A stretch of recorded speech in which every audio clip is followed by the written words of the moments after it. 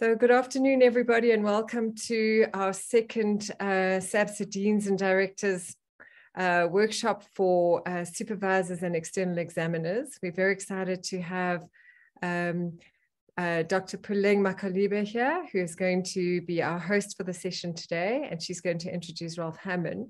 We have two sessions today, the first one with Ralph and the second one with Professor Noel Pearse, who will be sharing insights and knowledge with you. We do hope that it will be an engaging and interactive discussion, and please feel free, this is for capacity development and to help all of you become better supervisors and external examiners. So please feel free to engage and ask questions. This is your platform to learn and grow. And it is for, as I said, SABSA has a range of capacity development initiatives that we are working on, and this is one of them. So over to you, Puleng, and enjoy the session. Thank you, everybody. Thank you very much, Anne. Thanks for the introduction, and thanks to everybody who has showed up today for an awesome, hopefully, 3 hours together where we explore our topic for today. So we have amazing two professors who are going to spend time with us this evening. So the first professor we have in the house is Professor Ralph Hamann. He's going to be speaking about the supervisor-students relationship. What is the essence of that relationship? Are there skills that are needed to make that relationship to be successful? And then he'll cover something around simulation of the real workplace. So this is going to happen from now until 4 o'clock. After that, we'll take a very short 7 to 10 minute break, and then he'll come back. And when you come back, you will be in the hands of Professor Noel, Pearse, and he's going to talk about academic writing. So he's going to examine how to formulate an argument in an academic writing, exploring different phases of writing, pre-writing, drafting, and editing, and the support that the supervisor can provide at each phase. And then we'll take a very short break after that, and then we'll have a discussion and Q&A. So please, just for the order of our proceedings today, I'm going to invite you to please use the chat as Professor Ralph is speaking. It would be great for you to just pop in there. I see people are already greeting everybody. Thanks, Elise. Thanks, Lucia. Thanks, Jane. Thanks, Ivan. Thanks, Arthur. Why don't you pop into the chat quickly? Who are you? Greet everybody, and maybe which institution you're calling in from or which city you're calling in from, just to say hello to everybody.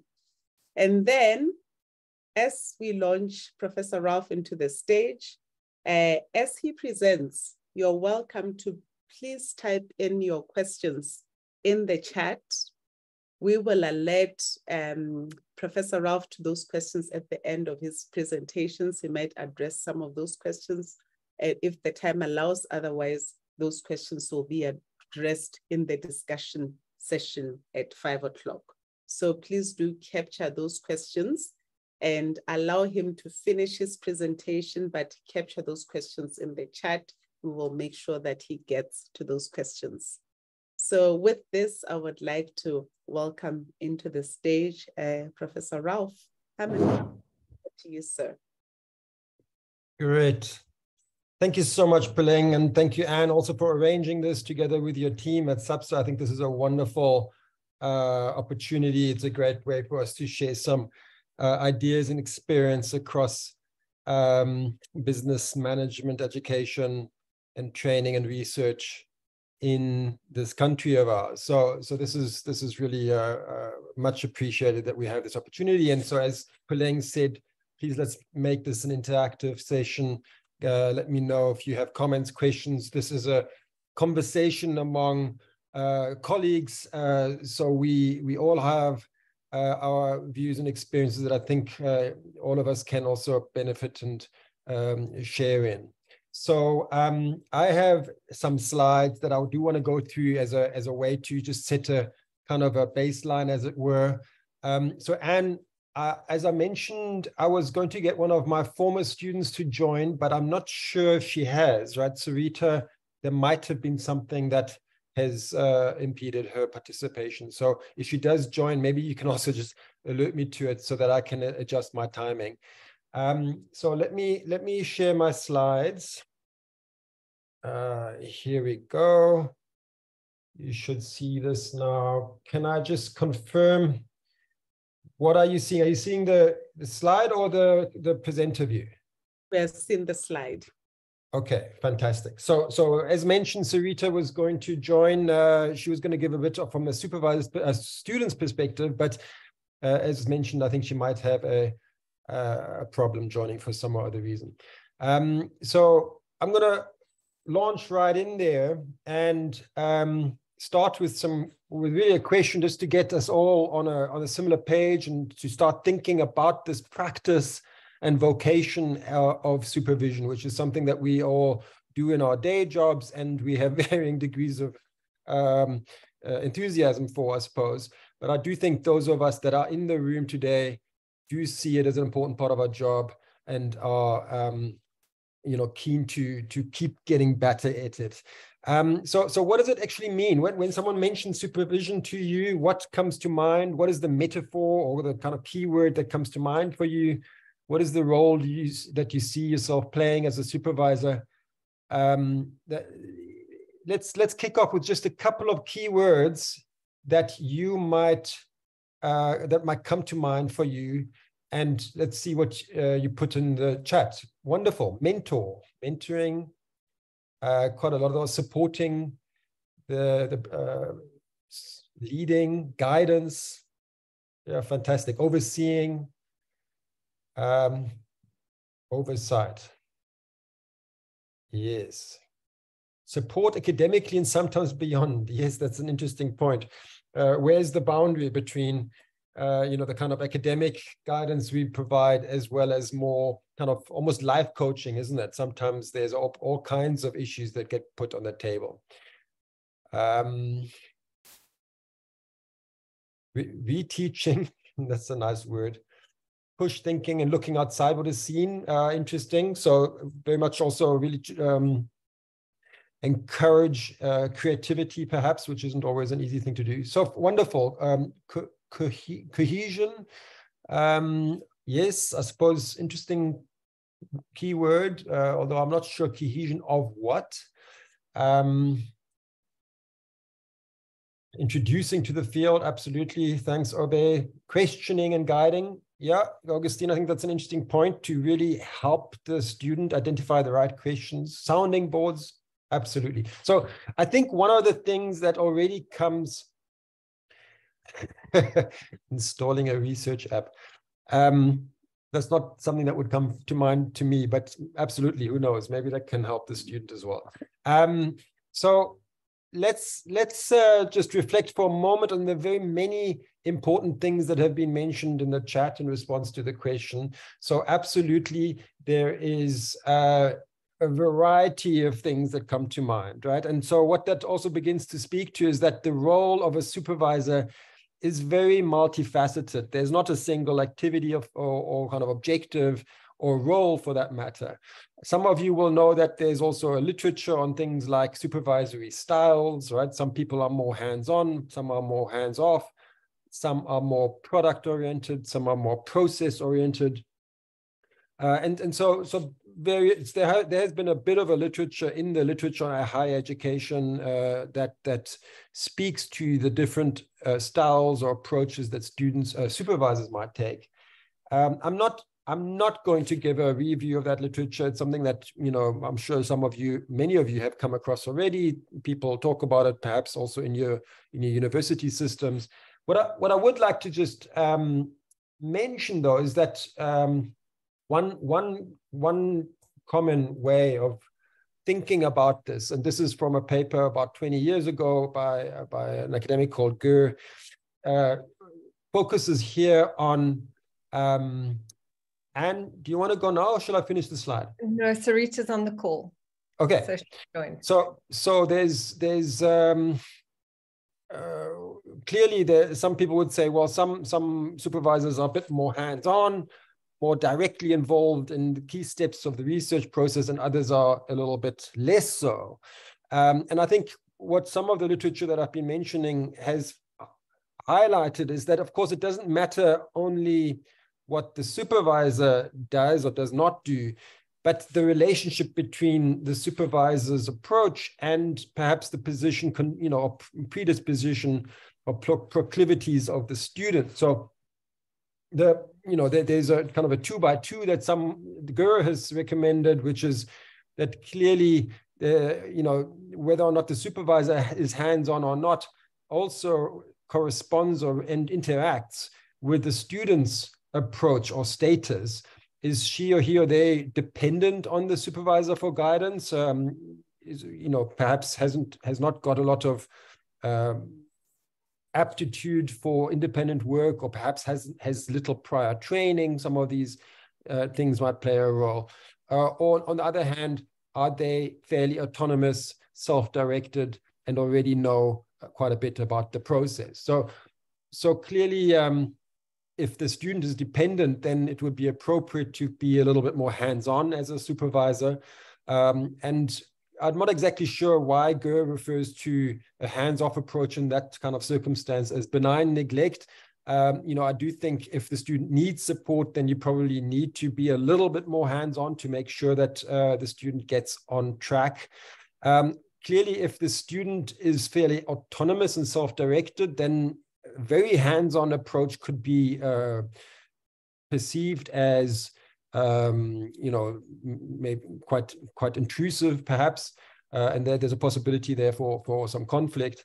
If the student feels quite or is capable and autonomous, then it's perhaps more appropriate to take a less directive approach as a supervisor. And so what this literature has suggested, in particular this article by GER, is that there's a progression in the student's journey from the bottom left to the top right. So that's, I suppose, the ideal, that less and less involvement or kind of hands-on directive involvement of the supervisor might be appropriate. I want to just provide a little bit of that background because this is some of the stuff that people have written about as far as the student-supervisor relationship is concerned. And after all, we are all researchers in the room. We do want to give at least a little bit of attention to prior research on this topic, right? So that said, I'm not sure how useful I think this is, right? So in particular, I would want to emphasize that the needs of the students changes as the project evolves, right? So what I'd like to do in the next 20, 30 minutes, and then I want to hand over to Sarita for a student's perspective or a former student's perspective. I want to give an overview of what I think are 7 key stages and or activities that we as supervisors need to develop capability in.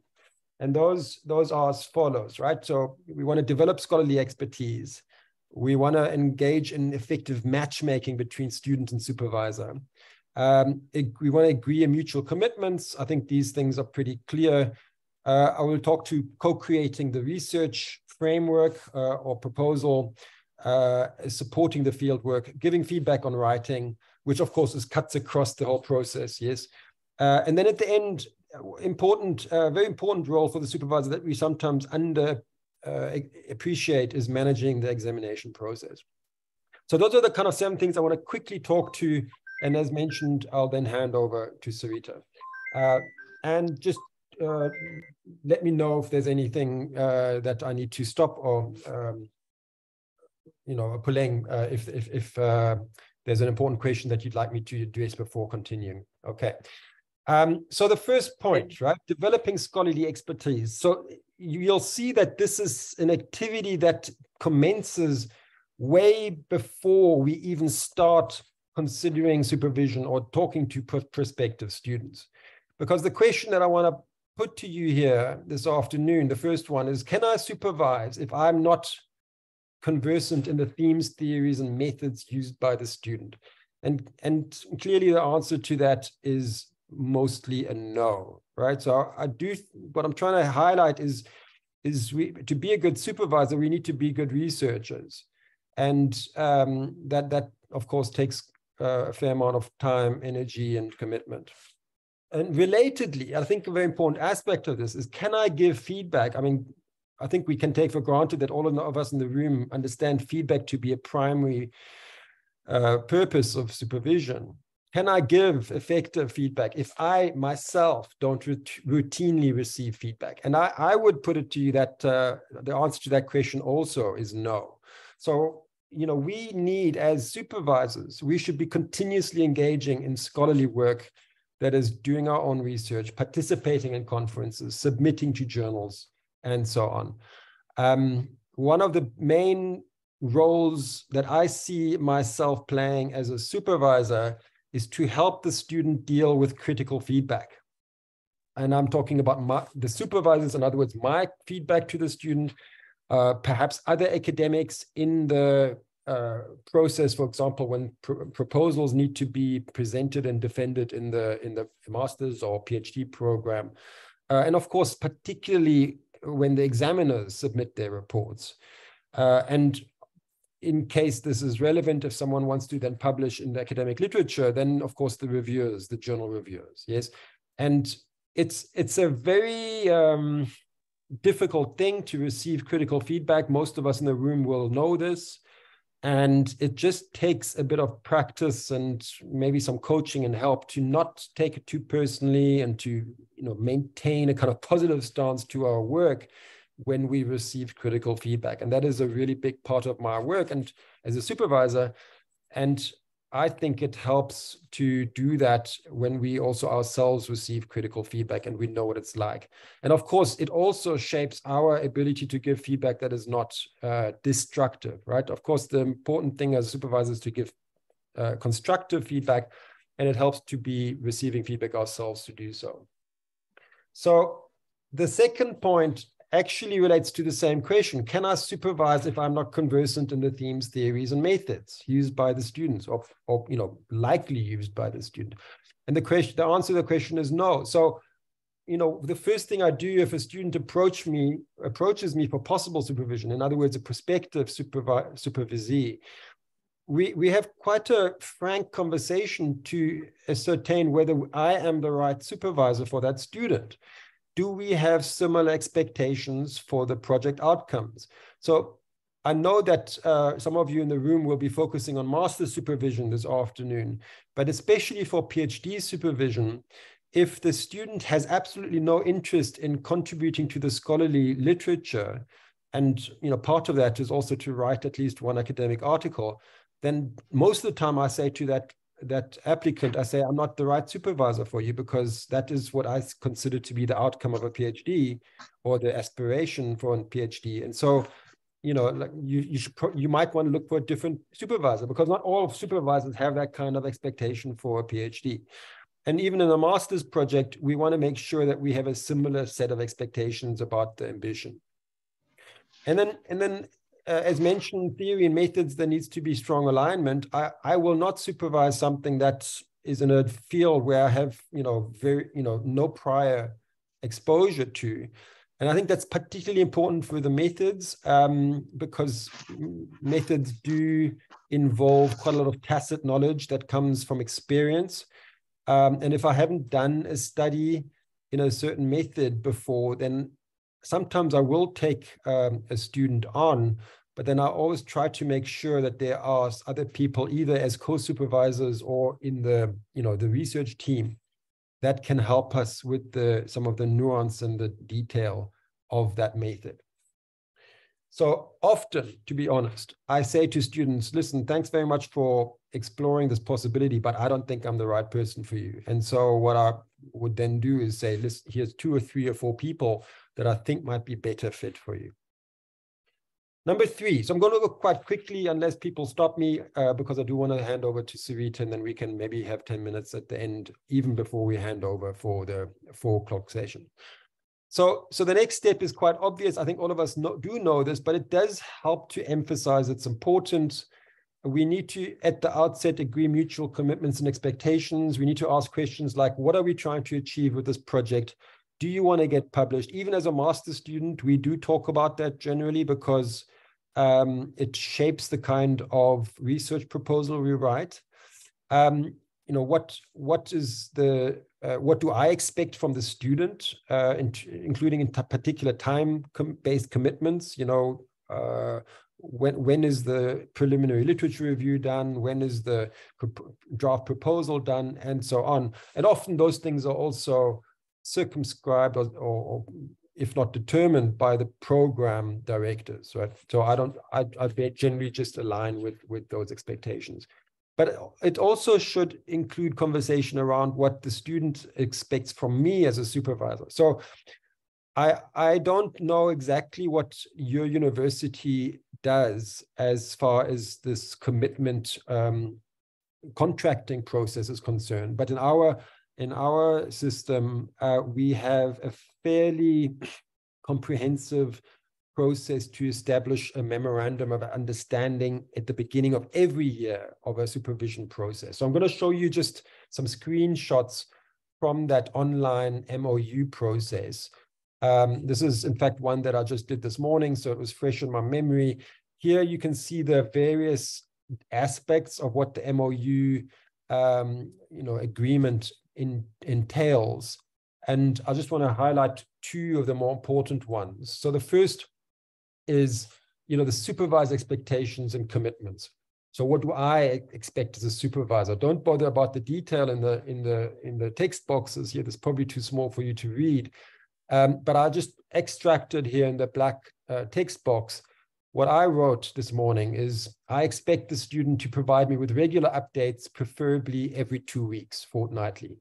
I also expect that submissions for review will be planned in advance to allow calendar alignment.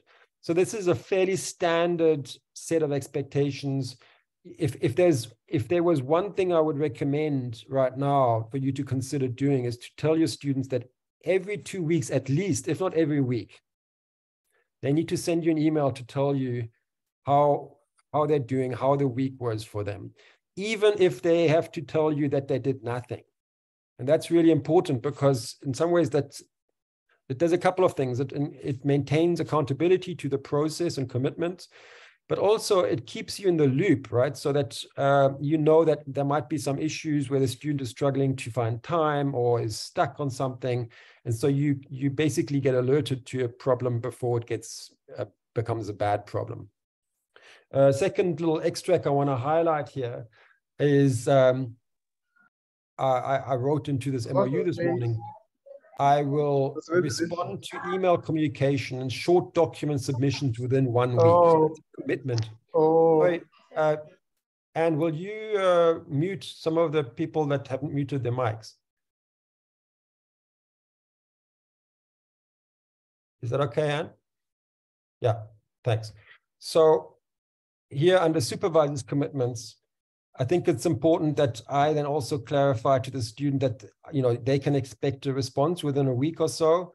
And if it's more than, let's say, 10 pages, if it's a draft chapter or something like that, then the student can expect a response within 2 weeks. Now, sometimes things do happen, like I'm on a conference or I'll get sick or I don't know, something else happens. And then I just have to let the student know that, it might be a little bit longer. And of course, we do want to be available to meet, I would say, at least once a month.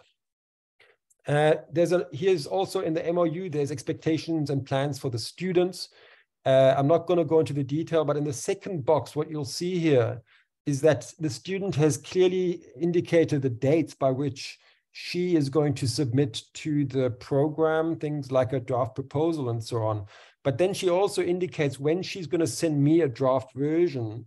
And we have discussed this in advance so that we know that there's sufficient time for me to review the submission and then for her to use my feedback to revise that document. So I think it's really important that the student's submission to maybe it's the program director or a committee of, the proposal assessment committee or the examiners for that matter, these things, I need to be sure that there's enough time for me to review a draft and for the student to revise the draft before she submits these things. And that's really a key requirement for the supervisory process. So the fourth key thing is to really help the student co-create a research synopsis and proposal. So for me, there's a framework that I really recommend students to read, especially if they are qualitative researchers, but I think it does help even for quantitative researchers. So this is a chapter by Maxwell where he develops this kind of 5-bubble research framework. My students get sick and tired of seeing this. But basically, one of the important things here is that I explain to students that developing a research framework is like assembling a cupboard or a table like the one on the right here. And in fact, I was doing this a couple of months ago, and the problem was that I actually tightened some of those screws that you can see there. They're between those black iron things and the legs of the table. And the whole thing I wasn't able to assemble the whole thing. That last leg on the table couldn't fit onto the iron bars because there was no give in the system, right? So what's really important in developing a research framework is you first have to assemble all the pieces and then develop them and kind of then slowly but surely tighten the screws or tighten the nuts or whatever you want to call it. You can't tighten nuts and then assemble. You have to really develop these things in combination with each other. And so the research, the kind of picture I often use to help students to think about this is, the alignment between practical purpose, which includes the student's individual objectives with the research, but broadly speaking, it's the problem in the world that the student wants to address, the theoretical purpose, and the way that these two things connect in the research question.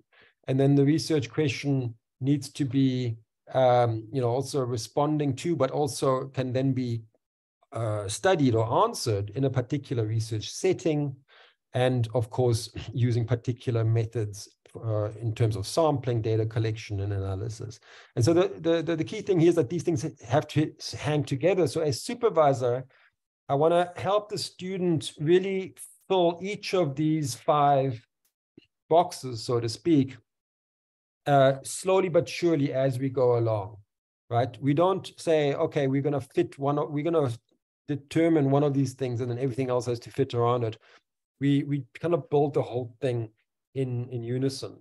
And so one of the devices that I think really helps, and I want to suggest to you, is I give students a list of 6 questions.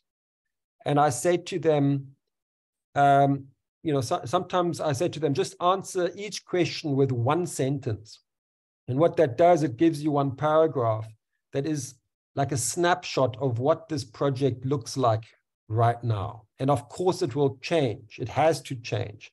From the beginning till the end of the project, it will be adapted and amended, and it's a kind of a live text. But it's really useful to force the student to really think through the key aspects of the whole project. And so, if as the student goes along, they might develop this into let's say a 2-page overview, where each question here is answered in 1 or 2 paragraphs.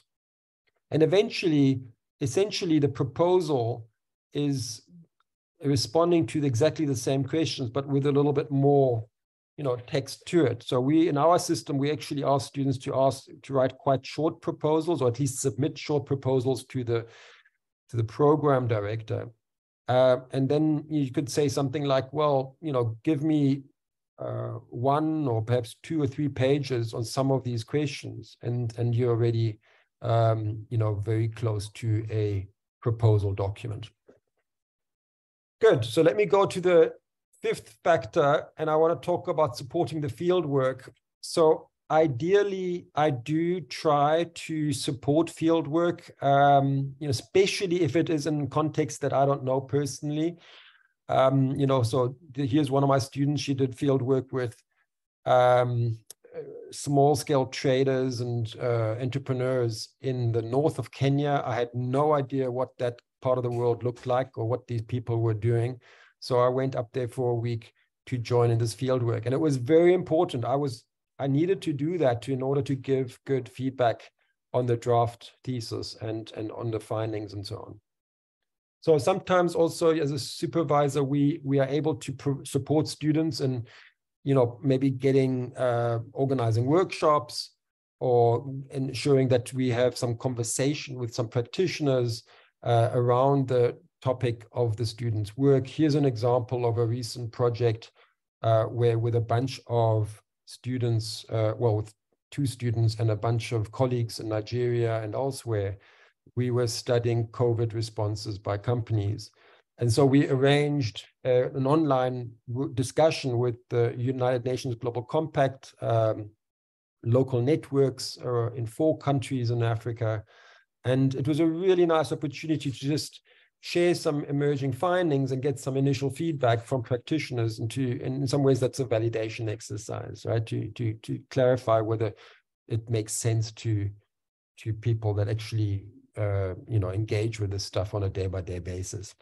But the key point really in the field, also supporting the fieldwork, is just to be open and to ask for regular updates and provide prompt feedback and responses to the students' questions. A lot of the time, in my experience, that also has to do with quite practical issues like gaining access to people, especially in corporate contexts where managers are busy and sometimes they're sick and tired of students asking them for interviews.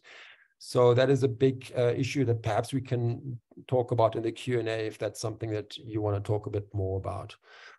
Okay, number 6, we're almost done. The very core of all supervision is just to feedback on writing, right? So this is something I did this morning. One of my students sent me a draft paper for a conference, and I basically just go through it more or less line by line, sometimes paragraph by paragraph, to give some comments, like you can see on the right-hand side. But don't worry about the text. I'm just trying to give you a sense of the need for quite detailed feedback, both in terms of commentary and sometimes actual suggested changes in the text, but of course in track changes. So the last item I want to talk about is managing the examination process, and that is really important. You, of course, cannot choose the examiners, but you can nominate examiners.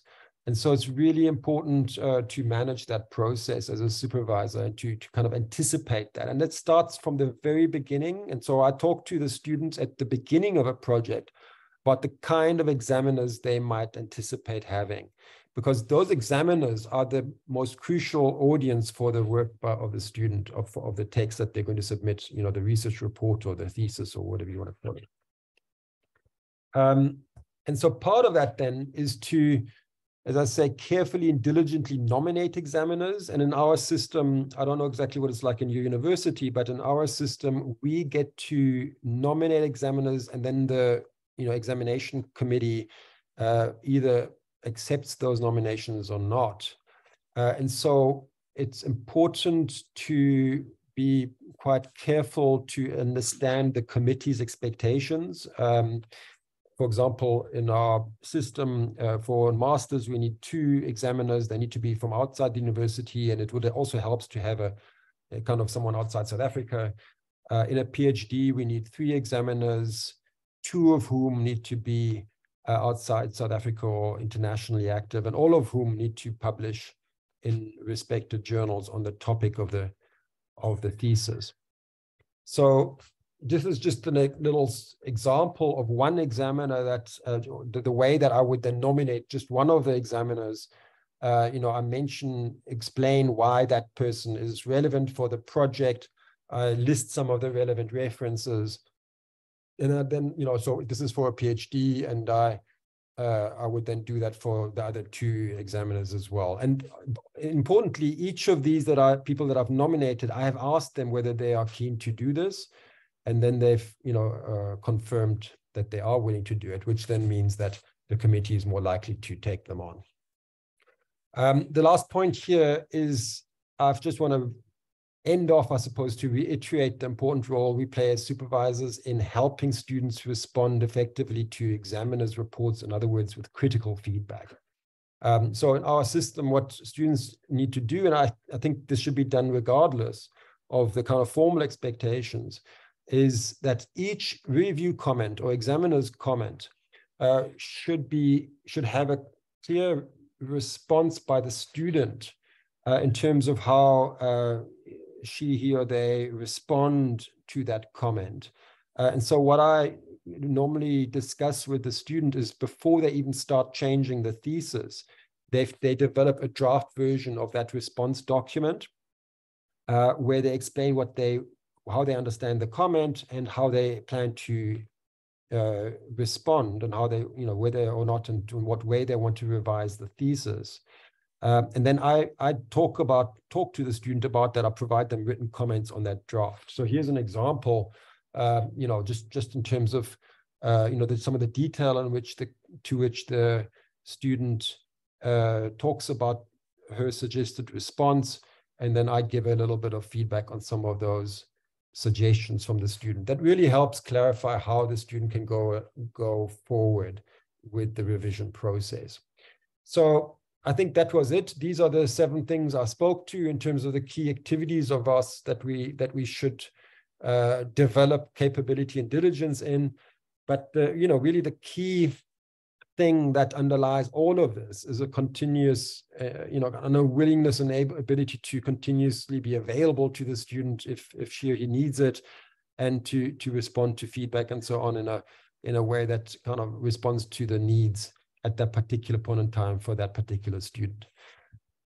Good. So let me end off there. Puleng, is it okay if we hand over to Sarita? 100%. Yes, please. Sarita. Great, thank you. I'm just going to share my screen because I've prepared a few slides. Hello, everybody. Sorry I was late. I got confused on the timing. I'm joining you from Geneva, but when I started my PhD, I was still in Cape Town.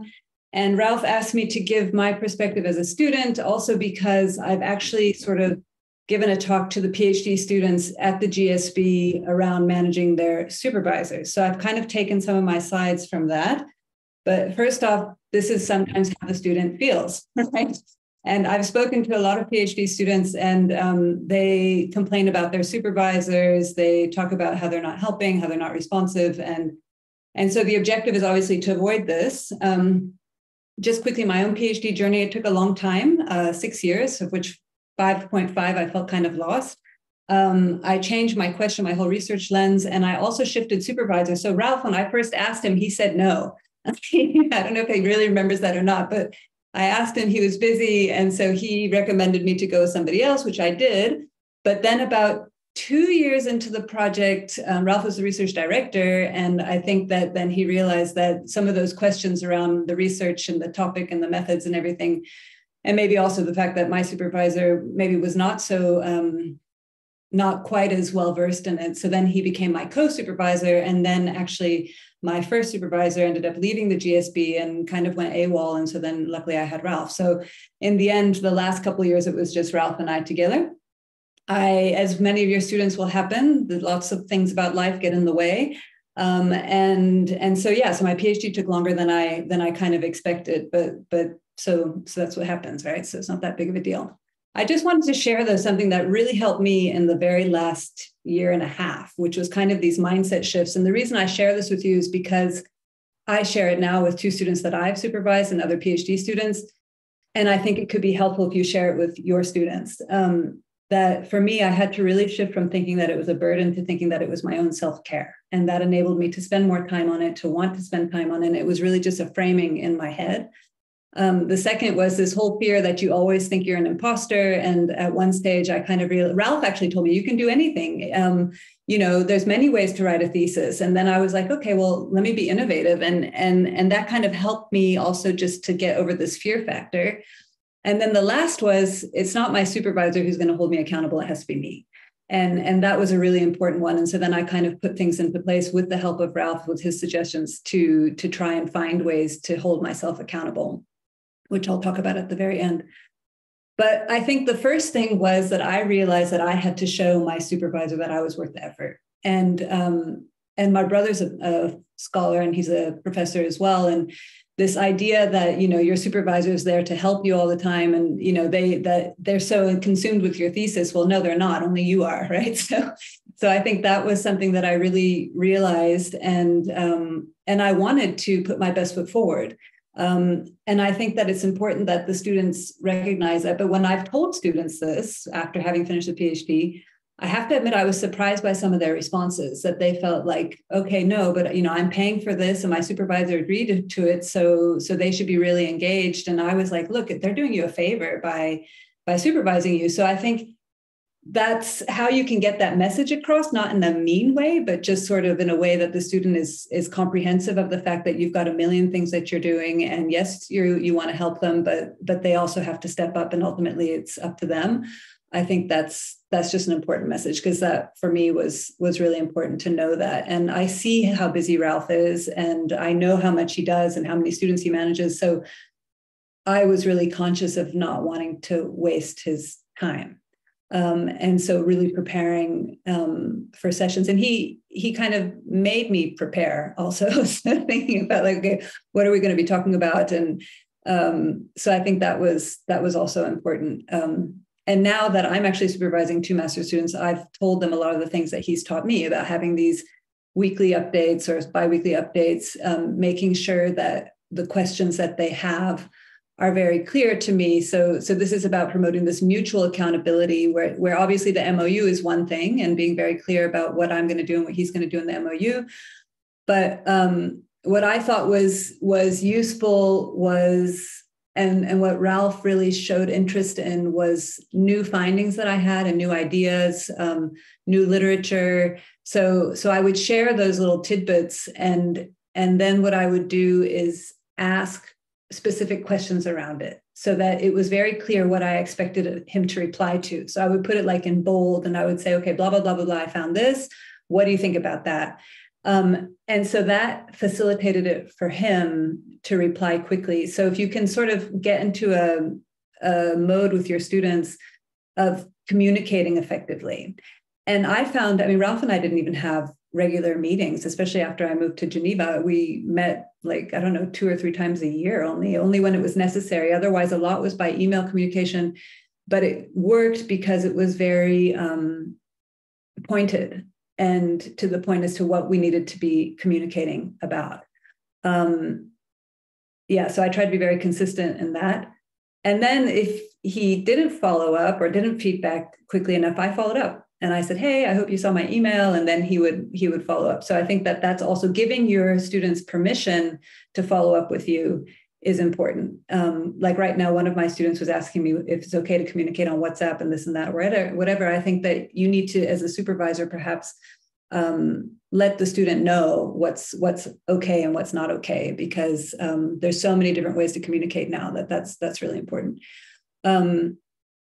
Just some of the things that Ralph was speaking about in terms of how he gave feedback. What I really appreciated was, like, in feeding back on my thesis drafts, and my first go at my findings chapter was such a mess that after like halfway through, I could tell that he just lost interest and said, I'm not even going to read this anymore. And you just need to follow your theoretical model. And it was very clear. And I was like, okay, I'm not even going to, let me go back to the drawing board and start over. But so being very honest and open was really great, but I could handle that, right? Maybe I found that just from feedback that I heard from a student at the GSB who said that the professor had said that their writing was not a disgrace, but something really rude. And he was so hurt by that just blinded him from seeing anything else. So I think that what Ralph said earlier about being, clear, but also not too harsh in the way you give feedback is important.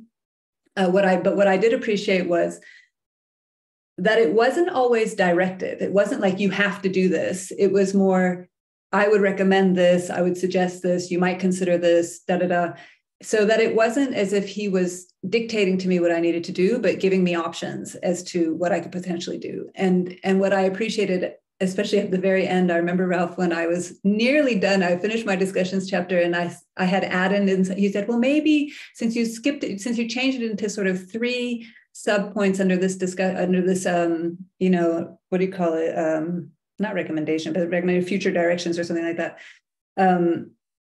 You said, well, maybe you should just add another paragraph about it. But it's not necessary at this stage. But since you'd said that, of course I did it. So, but I think that just speaks to the respect that I had for his observations, because I respected him as a supervisor. So the question I think then for you as future supervisor or current supervisors is, how can you get your student to really respect what you are saying? And I think by being diligent, by being responsive, by showing interest, by not like focusing in on something silly, but these higher up issues, like the bigger strategic issues, that's what I really appreciated discussing with Ralph. Whereas my previous supervisor was a little bit more in the nitty gritty, and I didn't find that as useful. I found it more useful to have Ralph, who could really lift me up a level and say, okay, what are you trying to say here? What's the bigger picture issues? And then also this focus on the examiners. And I remember one comment he said, well, a really picky examiner might think this. And it was like almost a warning, be careful, because you don't want your picky examiner to be harsh on you about something. So those insights were really helpful. Like he would take the perspective of the potential examiners and really alert me to what they might see or not see. And that was then helpful for me to almost like make sure the thesis could defend itself. And I think that was something that I appreciated a lot. So I think that's all that I wanted to say. Oh yeah, so this is how I used to reflect and prepare for my meetings with Ralph, but I would actually write all this stuff in Atlas and then prepare it and then send him an email about it. So over the course of the week, it was really useful that I would be thinking about all the stuff I was doing as I was going, and then prepare for him and for my update to him. And then I think my last slide, why is it not moving? Yeah, it was just the practical tips that I did, which I now share, which was this minimum 10 minutes a day on the thesis. Finding a consistent time when I worked best. Ralph and I are both early morning workers, so that was something that really worked for me, getting up at 5 and working then, doing the weekly email, doing frequent memos to myself. And then I actually created a little star chart, which I used to put stickers on to document how much I'd been working each day. So that worked for me. It was kind of silly, but it really worked. So these are things I recommend to other students, and either my peers or students that I'm supervising now, and they seem to appreciate it. So I'll stop there. If there's any questions. Great. Thanks so much, Sarita. I mean, one thing maybe I should just add, and also why I thought you would be a good speaker, and thanks very much for your insights and experience, is that you took a very proactive role in managing the relationship between student and supervisors. So I think what's useful perhaps for those of us in the room is that it actually takes some energy and time to manage the relationship itself, right? So I think you were quite clear, Sarita, when you said, well, I expect feedback by then and then, or I we would be looking ahead and making time frames clear about when something would be submitted and when you wanted the feedback. So I think that's also why it's useful for you to talk to students, is to help them be proactive in managing that relationship with the supervisor. It's not something that should just come from the supervisor, in my view. Anyway, I'm going to also stop talking. What should we do? Puleng, can we have 5 minutes for some Q&A before we hand over, or shall we have a bio break before we go to the next speaker? I get a sense that there are immediate 2 questions that I note on the chat that maybe if you can address before we take a short bio break. There's one from Dr. Lucas, and that says, can you please, specifically for you, Prof Ralph, may you please clarify with regards to considerations of student topic choice, because this creates a problem if the student thinks their topic is right, while it's not quite researchable. Quite a sticky one there, Ralph. Yeah, I mean, so there's a couple of dimensions to that question. One is the actual process of identifying a good topic.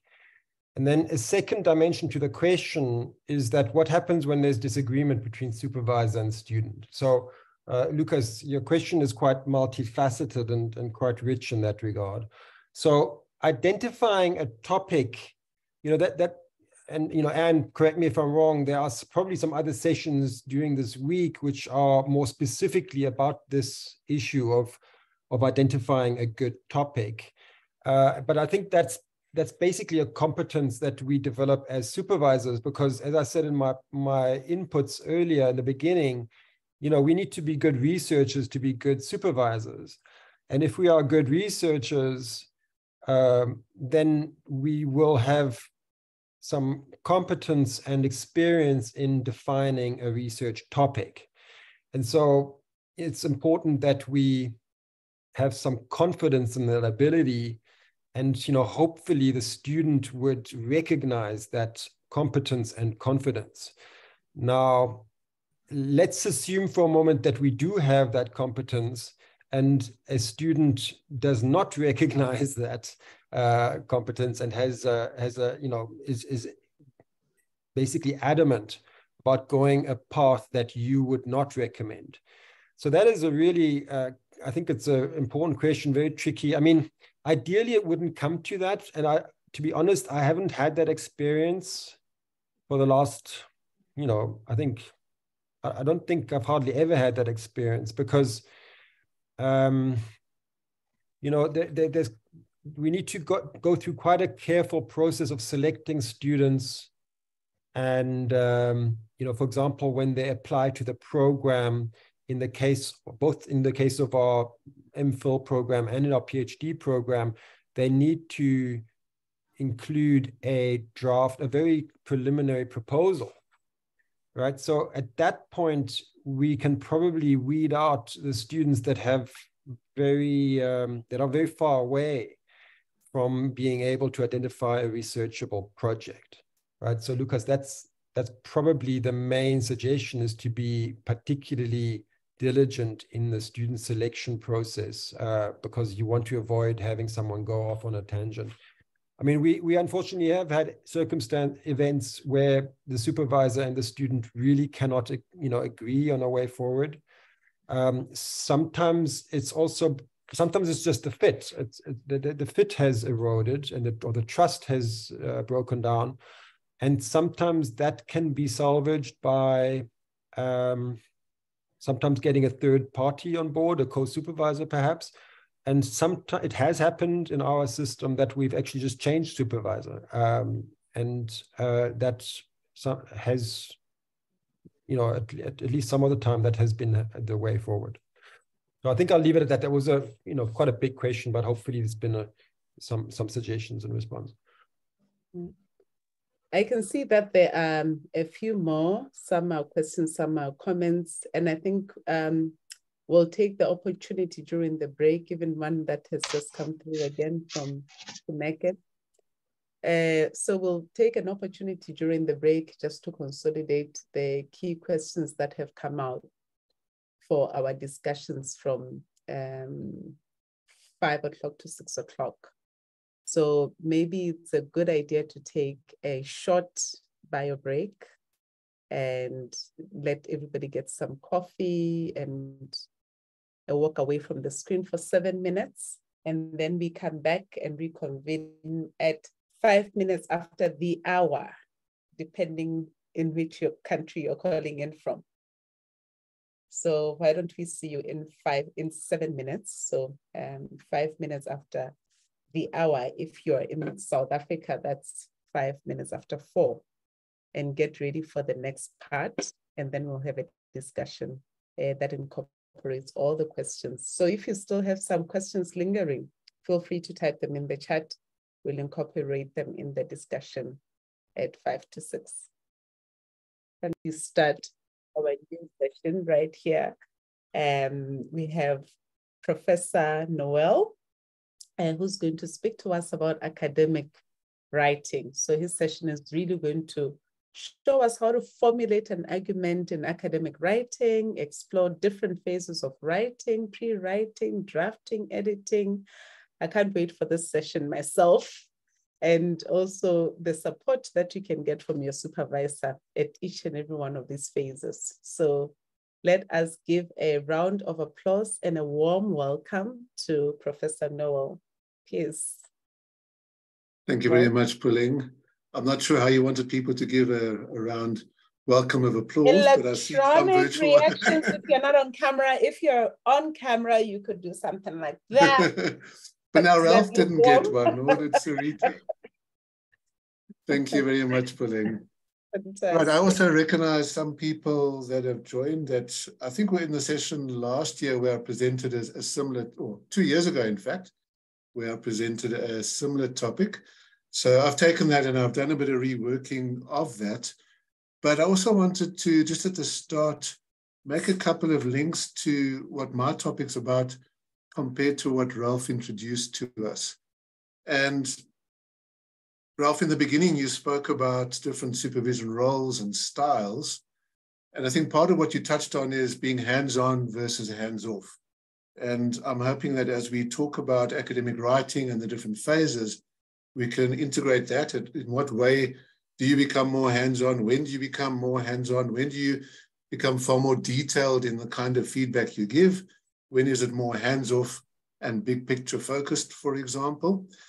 You also spoke about the 7 different, I think you called them functions or phases of supervision. And I think what we're talking about now with academic writing links quite strongly with 2 of those. Firstly, developing scholarly expertise. You spoke about that in the context of your own expertise as a supervisor, but I want to then develop that in terms of academic writing and where you are then developing the academic writing of the candidate.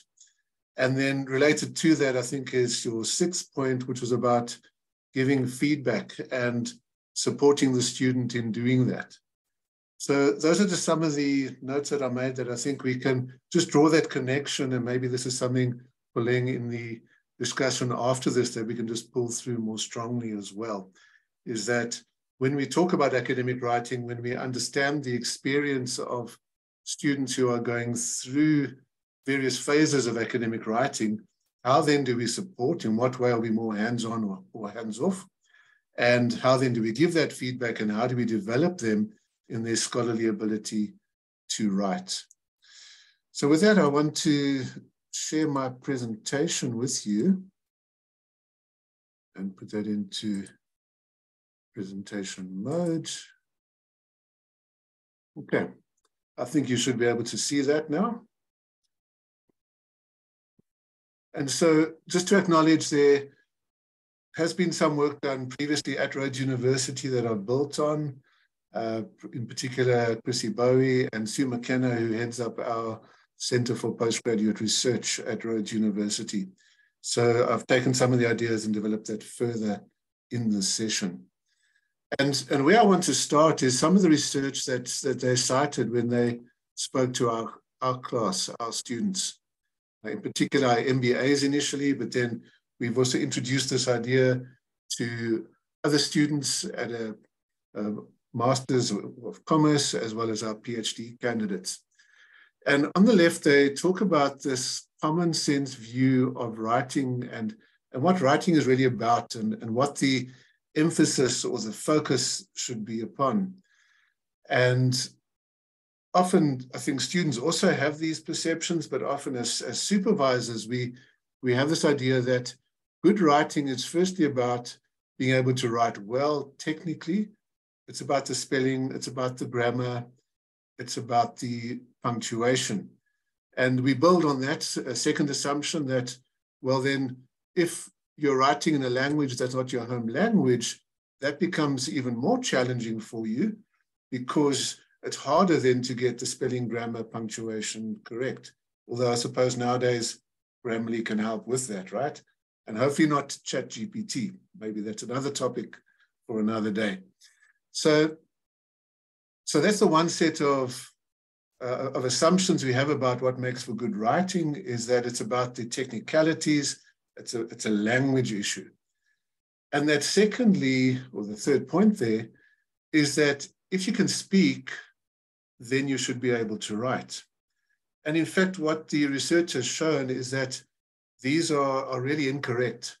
That often the struggle we have is first to figure out what it is we want to say. So it's really, and I think in particular in a research process, it's about trying to make sense of what is going on here in all this literature that I'm reading and this research I want to do, and how do I figure out what my research problem is.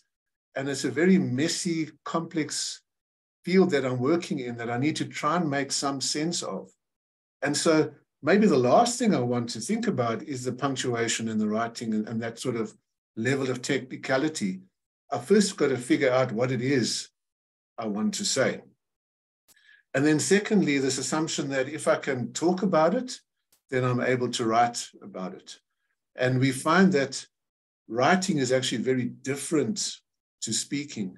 And one of the key reasons for that is that if I'm having a conversation with somebody, there's immediate feedback that I get.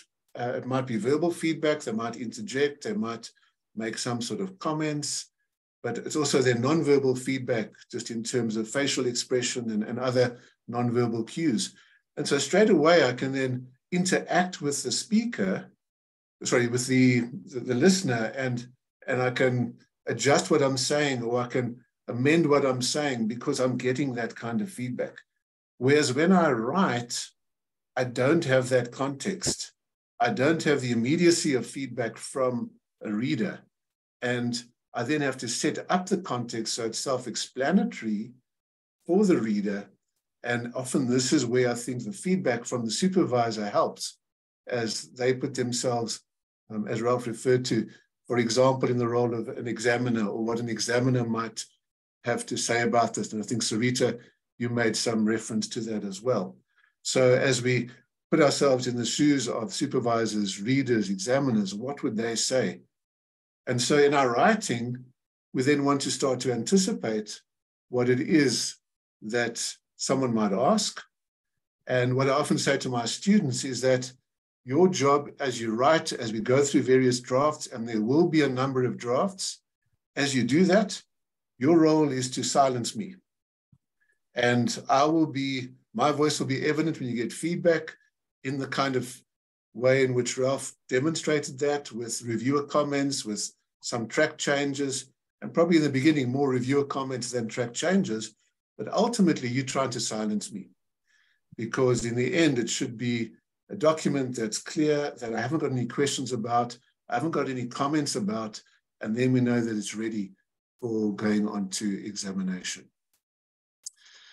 When we then look at what the research tells us about what good academic writing is about, what we start to recognize is that writing itself is a learning process.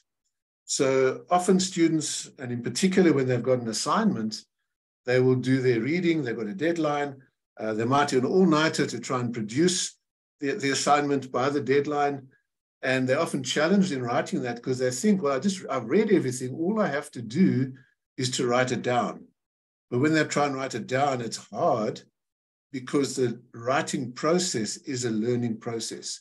We think in reading, we've learned it all, and now I just have to write it down. Whereas in fact, as we try and write, we then start to learn further.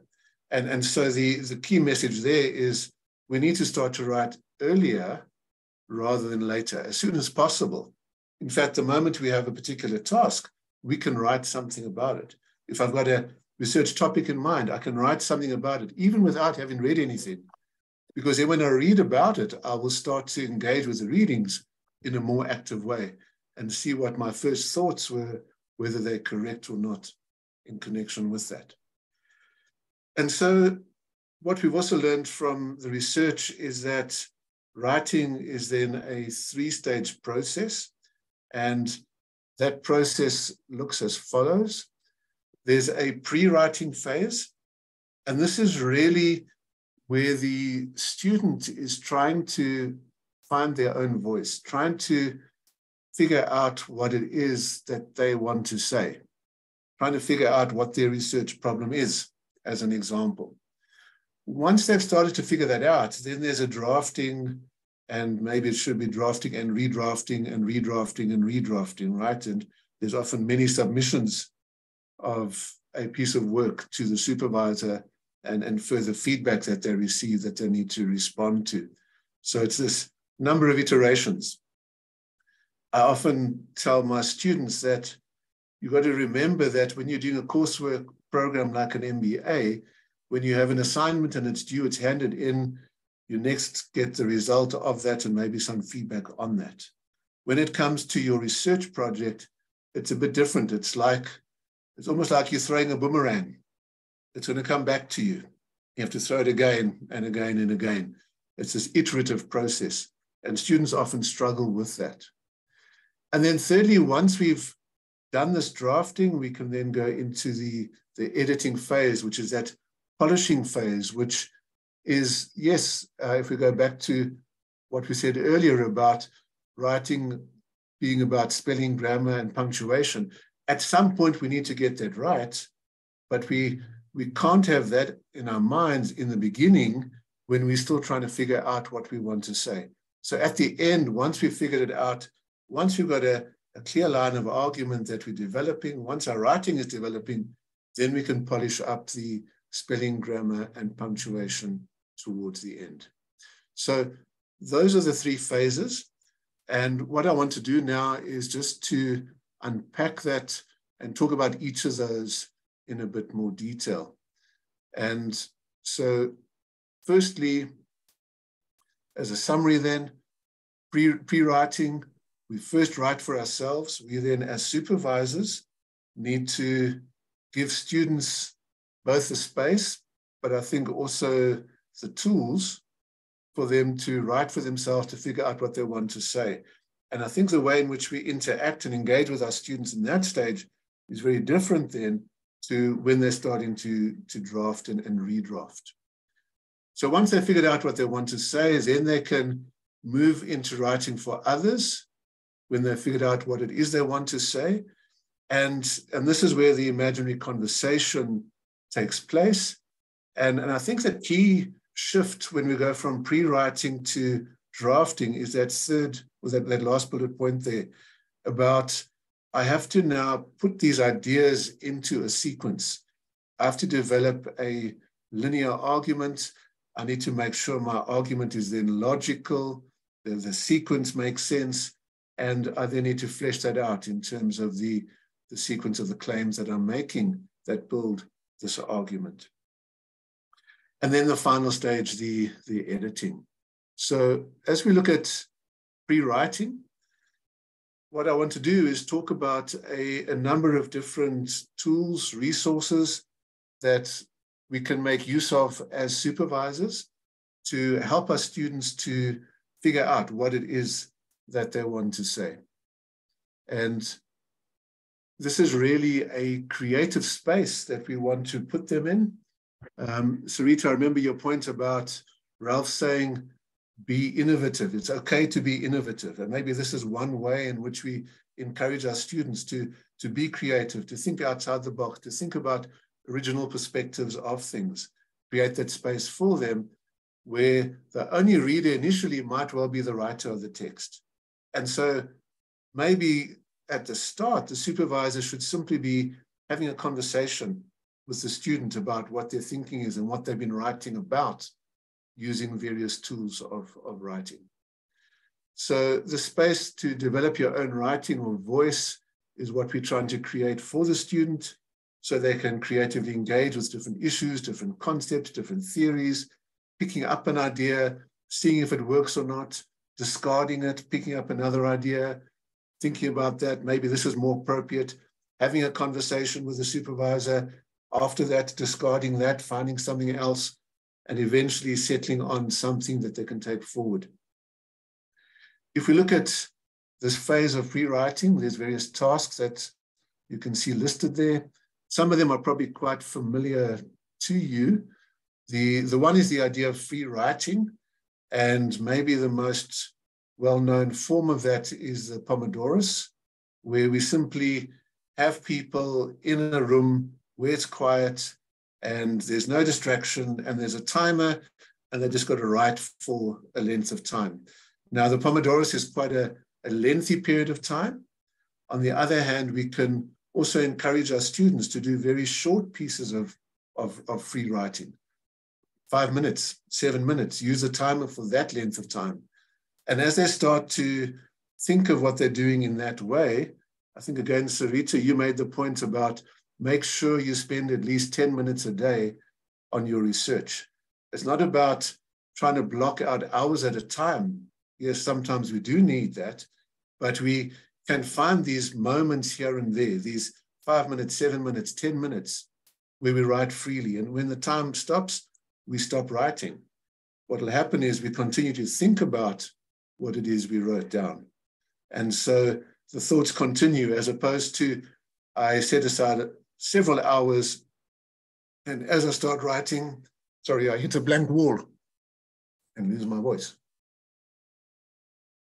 And don't know what to write, don't know what to say, and I just sit there and get frustrated. So rather break down the task into smaller pieces and encourage your students to do that, to build in, to look at their diary on a day-to-day basis. When are there these 3 minutes that they can just simply do a bit of writing?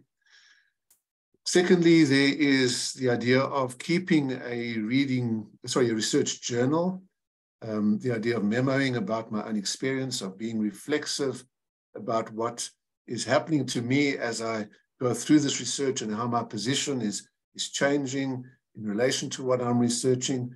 So it's really my own, almost like dear diary. This is what's going on with me as a researcher as I engage with this research, and at all phases of the research to be doing that. So students are thinking about the topic as it relates to them as well.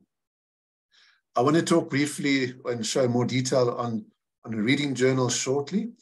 And the fourth technique is mind mapping, which I think is something that is quite familiar to many of us, trying to, on one page, map out the different ideas and show some sort of connection between them. Talking about the reading journal then,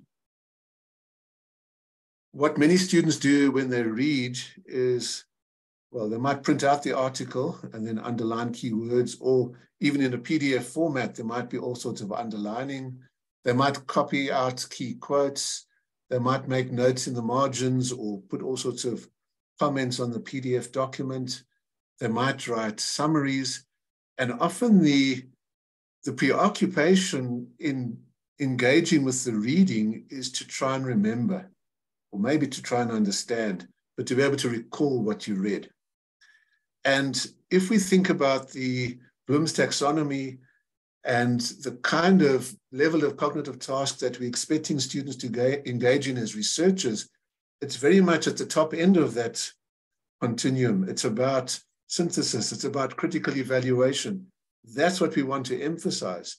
So if this is all students are doing when they read something, they're not engaging at that level. We're not really encouraging them to engage at that level. And so their reading preparation then becomes inadequate for what they have to do in their writing. And so what we need to do then is rather get them to keep a reading journal. And as they keep that journal, in other words, there's this kind of summary of each journal, article that they've read, and I'll talk about what it consists of now. But from time to time, we can then meet and talk about their journal and what they've read in the journal. So yes, we need the full reference. We can put that at the top of the page. They then sit somewhere comfortably and they read the text. So they read through the article, not making any notes, not highlighting anything, but going through that. And the idea is just to focus on understanding what I'm reading, not to try and remember everything that's in the article. I then put the reading aside. And then I write my journal entry. And here are a couple of prompts. And certainly students might want to add other questions, or use a supervisor might want to suggest other types of questions. But it's questions like, what have I learned? What have I learned from this reading? What do I like about this reading? What don't I like about it? And that's quite important for the student to actually explore what it means for them, because it often is connecting to what it means for their research. There's often discomfort when I had a particular preconceived idea in mind, and I read something and they are contradicting what I had in mind. I don't like that, for example, right? So there might be one way in which they can then start to realize that they need to put forward a counter argument to what they've read about. Who says something similar or different to what I've read elsewhere? So as they look at one article and they move on to the next one, then they're starting to compare and contrast, and therefore building the skills and the knowledge for synthesis, because they're reading that reading in relation to others. So what is similar? What is different to what I've read elsewhere? What don't I understand? Maybe this becomes something I need to talk to my supervisor about, who can maybe point me to certain resources that give me a clearer understanding. Maybe it's poor writing. Maybe it's just a very complex topic that I really need to get my teeth into in more detail, spend a lot more time reading through what that's about. And what do I think is key for my own study? What are the takeaways for my own study? What are those key points, if you like, that when you find that particular reading cited in my work, that's probably the key point that I've taken across. So what I do with our MBA students is introduce them to this idea of a reading journal entry. And this is the template that I give them. And this is something we do in our very first course module, which is about academic skills. Bring it up to me. And did you want to say something or carry on? Okay, so this is a task they have right in the beginning where, yeah, they put their name and student number because this is going to be an assignment that they hand in. What have they learned? What is similar or different to the other articles they've read on this particular theory? We give them a set of articles on particular theories that underpin our MBA. So they choose one of those articles and they do their journal entry on this as an assignment task. How could this article enhance management practice? So being in the MBA program, we often concern not only about research implications, but also practical implications of what we read and what they're learning. And I think again of some of those figures that Ralph showed and how the contextual element of research is also important to consider. And in many cases, the research we produce is of scholarly value, but also we want it to be of practical value. So how could this enhance management practice? What are the limitations of or the problems that you experience with your article? What did you like? What did you not like? What do you not understand or need to read further about? And then the reference in detail. So that's some examples. I'm going to just stop sharing for a moment. Some examples of tools and techniques for helping the student with pre-writing. And what I'd like to ask is if in the chat, if there's other kinds of tools and techniques that you make use of over and above these four that you're using either yourself or that you're recommending to your students, if you can maybe just briefly either name them or have a short description of those so that we can see what others are doing as you try and help students to make sense of what their research is about. What is their research problem, as an example? How do they make sense of the literature and different ideas that they see there and how it relates to their particular topic? Tanika has given a couple of examples about the 3C Disney creative process, creative, critical, and quality control, which I think starts to map the three phases, right, Tanika, of where there's pre-drafting and then the drafting and then the polishing up being the final quality control. Go ahead, Tanika. If one actually mixes those up, you know, the critical, yes, creative, the critical voice can sometimes get in the way of the creative. So it's good to separate them, which is also kind of what you were saying. Thank you. Thanks, Tanika. And that reminds me of the 6 hats, where you need that creativity. You need to silence the voice, or what's called the black hat versus the green hat, if people know De Bono's work on the 6 hats. And you want people not to be criticizing an idea. You want creative ideas to come forward at certain stages. Sarita, you spoke about the 10 minutes a day. And yeah, I think the free writing becomes quite a useful way to occupy those 10 minutes. And then you start to have this accumulation of different pieces of writing that you can go through and start to collate. Any other ideas anyone wants to add?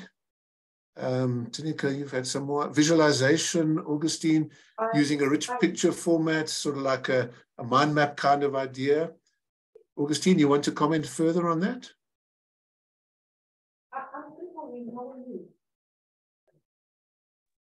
Sorry, Augustine? Yes, I'm here, Prof. I just want to say, yes.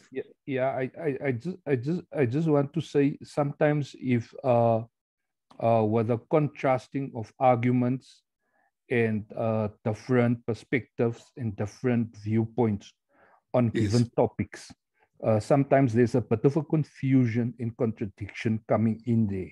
So if they visualize it, if they create a visual picture of the different arguments and break it down, and even use a rich picture format with different links, sort of like a mind map, but it's just a more free flow of how the process evolves, Prof. So I think that could also help in structuring the students' logical thinking, because sometimes the students' thinking gets congested in this entire complexity of his research. And so you need to break it down into visual blocks, sort of like a Lego thingy in my mind. And then develop descriptive writings and link theories, different theories with different things, and then develop visualizations that he can also complement or even, you know, share in his research to give structure to the evolution of his thinking processes and how he weaves the research together. Thank you, Prof. Thanks, Augustine. Yeah, I mean, so the idea of the rich picture is that you're not bound by maybe the spider diagram or network diagram of a mind map. They're free to visualize it in whatever way. You also mentioned about contesting arguments, and another idea might be to just have two columns and they put ideas in different columns and try to show the connections between those. So having some sort of form of tables might also help people to start to make sense and compare and contrast ideas. Thank you for those ideas. There's also some others in the chat we won't get to in detail, but Sarita, you talk about using Mendeley, for example. Johan, you just mentioned flat mapping and so forth. So some nice ideas there about how we go about helping our students to figure out what it is they want to say, what are the key points they want to say in the research writing. And once they started to find their voice, we then need to help them to convert that into a linear argument ultimately. And this is where there's this drafting and redrafting that takes place. And I think one of the key things we start to look at now as a supervisor, certainly at this stage, is where we're going to be asking them to submit us drafts of writing, and we're going to give them feedback. And this is where we are going to then be starting to get to apply this principle of silence me as the reader, silence me as the supervisor by responding to all the comments and questions that I have about what you're writing. Because what you write is context free, you need to set up that context for me as you write. And I think one of the key things we're looking for now is it coherent? Is there flow? And when we talk about the flow and the coherence, it's about, is there an argument? Is there a golden thread or central purpose that is going through the entire text? And we'll talk about this idea of an argument consisting of a series of claims that you make. And how are you going to sequence those? What order do you put them in to make a logical argument? And so this is, as I said, where you then start to consider the potential reader, and you're starting to have some feedback from the reader. You want to anticipate what the reader might be saying to you as well. One of the things that I've done with students is to ask them to use Post-it notes or even just pieces of paper. And so we're taking, if you like, what they produced in a mind map, as these are the key ideas. And we now can start to put them in some sort of sequence. And so they put the ideas down in a sequence, and then I'll ask them to talk through what it is they're saying if they've put those ideas in that sequence. So in this way, they start to see the flow of the argument. So again, this might be a meeting that you have with a student, whether that be online or face-to-face, where they're literally putting down their different ideas and talking through how they want to structure that. And recognizing there's not one way, there's not only one way, there's not only one right way of doing it, but this is really where the student is then making their contribution and finding their voice is in the unique arguments that they create. And so I'm helping them to do that. And one way in which I might be doing that is to then be asking questions of them. And I think, Tineke, in one of your comments, you spoke about the Socratic method, which is really about a questioning stage. And in both having this conversation or in submitting responses to a particular draft, often the supervisor is in this questioning mode or Socratic mode and not in a directing mode. I think this is something that Ralph also made reference to earlier on. And certainly with the initial drafts, as we think about the development of that argument, and this was something that was just spoken of now, where they start to recognize there's different ideas, different voices. And as you see on the right there from the sketch explanation, we might want to encourage them to just map out what is the thesis, what is the antithesis, what are these opposing views that you're picking up on? What is the tension between them? So how are you going to integrate that? How are you going to synthesize that? This might be one of the conversations we have that helps the student to figure out what their argument would be and what sequence they are then going to put it in. So in this drafting stage, students need to ask, is there another way to understand or approach this problem? And so I, as a supervisor, also need to be alert to that. Where are these other ideas? Am I experiencing a situation where the student is really running with just one idea because that's their idea or their favorite idea? They want to try and prove that thing, and they're not really adopting a critical and more neutral stance in relation to their topic. And there's then this potential for bias. So I need to make sure that they are looking at the thesis and the antithesis, for example. What are the objections to their own approach? Are they acknowledging the counter proposals? Where have they located them in the research? What are the opposing views or opposing schools of thought?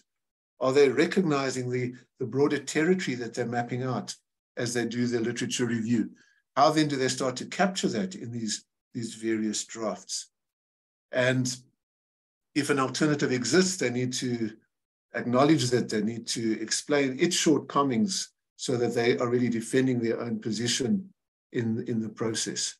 And of course, as they develop these drafts, it's not about minimizing or belittling other views, but rather handling them in a correct manner. Sarita, I remembered how you spoke about Ralph seemed to have lost interest in your first draft of your findings. And I think it's partly about, we maybe still at the stage of what's the argument in the findings, right? And let's not go through all the detail yet. Maybe I read through all that detail, but let's have a conversation about what is it you're trying to say? What are the main themes? What are the sub-themes? What are then the sections and the subsections that you're going to be structuring your findings chapter around, as an example? Just moving on, something which will be discussed tomorrow in more detail is this recognition that as a supervisor, initially you are going to be probably dealing with chapter by chapter and giving feedback to the student chapter by chapter. But overall, there's an argument that runs through the entire thesis or dissertation. And you would then need to be looking for the links across those. And some of those links are very deliberate. I've just drawn some lines to show where maybe some of the stronger links are, but also there's a sequence of the chapters that develops this argument in a particular way. And so as we start to pull the entire work together in one document, then there might be further feedback I need to give about chapter 1 or chapter 2, because now I'm reading the discussion and there's something in the literature that's not lining up, or something that's maybe been overlooked there. And how do we deal with that? Do we include that in the discussion and illuminate on those that literature, or should it have been in the literature chapter and we need to then maybe retrofit some of it? So there's an argument that I need to structure at the chapter level, but what I want to focus on today is at the micro level. So as we look at the academic writing, we've helped the student, especially in the pre-writing and initial stages of the drafting and redrafting, of figuring out the big picture of what they want to write about. What are the main ideas and how they're going to organize them. But now at the micro level within the chapter, per section, per subsection, per paragraph, I'm now starting to give them some sort of feedback. And again, Ralph, earlier on, you gave an illustration of that with the reviewer comments and the track changes. And so at this micro level, we are looking for argument. We're looking for argument across the whole thesis. We're looking for an argument to be developed within a chapter, and then even within sections, subsections. And an argument is then a series of claims, and we elaborate on each of those claims as supporting points, and we then have evidence to substantiate those claims. Often that's the referencing or the reference list that we have, the citing of evidence, especially in the literature review. The claims we make and how we elaborate on them is really based on the work of others.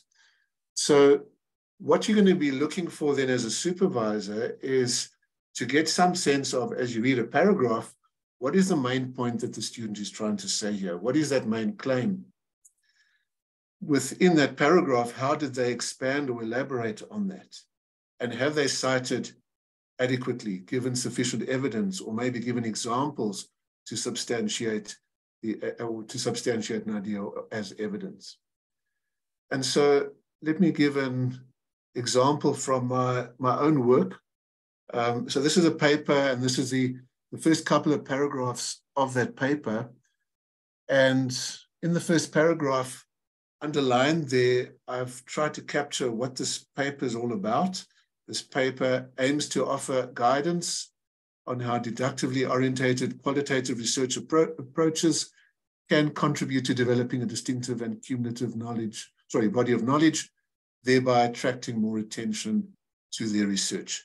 So I started with that in that opening paragraph to try and attract the interest of the reader, to say, this is something I want to know about. How do I follow this deductive way of doing research to ensure that I can contribute to the body of knowledge and my research gets more attention? And there's a whole lot of background to that in other papers I'd written as well. And so as I read this chapter, or this particular paragraph in preparation for the session, I thought, but now what is my main claim I'm making here? And probably it's the closest statement is what I've got in red. Qualitative research publications in business research are less prevalent. There's just not as much research published that's qualitative in nature compared to that which is quantitative. I think this was the key point I was trying to make, and that's why I put that down as my main claim.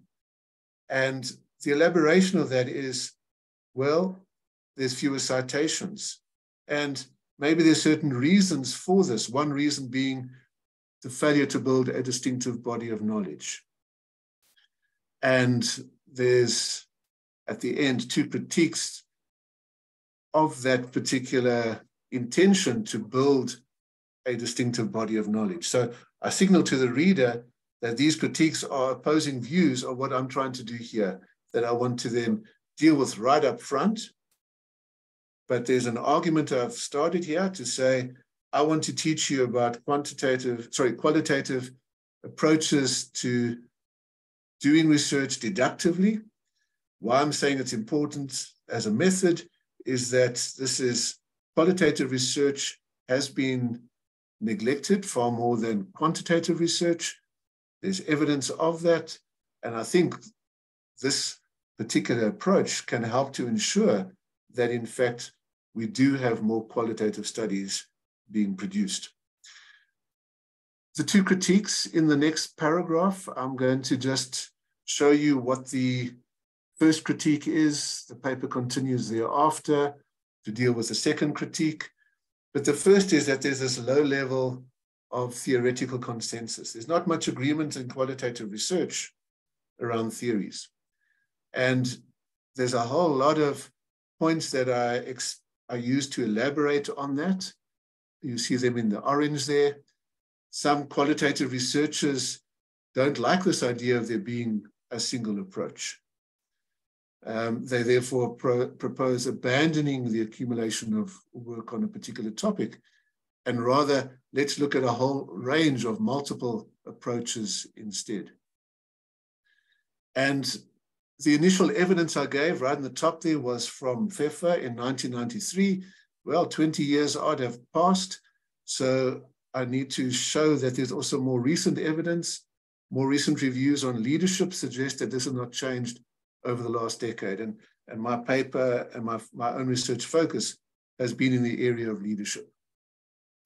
And so you can see how there's a number of different ways in which I've tried to expand upon or elaborate on this key claim that there's a low level of theoretical consensus. And then all the purple is the evidence of that, whether it be from examples, whether it be certain people that I cite as supporting evidence. So this is the kind of thing that we are then trying to do with our students. And in some instances, as I've maybe engaged with a student, I've said to them, highlight for me, what is the key thing you're trying to say here? What is that main claim or main statement that you're trying to say in the paragraph? How are you unpacking that? How are you explaining that to me? Show me the key points that you're making. Where's the evidence? Is that so? You could even get them to color code in this kind of way to really sometimes see for themselves whether they've done a good job or not in actually structuring their paragraph, their writing as there's key claims, there's an elaboration of a claim, and there's evidence in support of that. And that's when I can also then start to have a conversation with them about how did they position that claim? Because if there's not much evidence, or if there's contesting evidence, they need to make the claim in a more tentative way. Whereas if there's a lot of evidence, it's a compelling point they're making, then they can state it in a more confident way. And that'll be reflected in their writing as well. So once again, we make a claim. It's about the primary argument. We have supporting points. In other words, we're trying to explain to the reader why they should accept that claim. And then there's evidence. These are the facts, the research results, the references that are used to bolster, to support the particular argument that I'm making. And then we get into the last stage, which is the editing and proofreading. I'm not going to spend too much time on this, but we can't ignore this, but we want students to really focus on this right towards the end of their writing, not up front, because they're still trying to figure out what they want to say. But of course, today there are many tools that we've got that that students can use to improve their writing, even right from the beginning, such as Grammarly. I think, Sarita, you made use of RefWorks. We get our students to use Zotero as a reference management system. So these technical matters get sorted out quite quickly. So don't focus on the technical matters too early, but you can't ignore them at the end.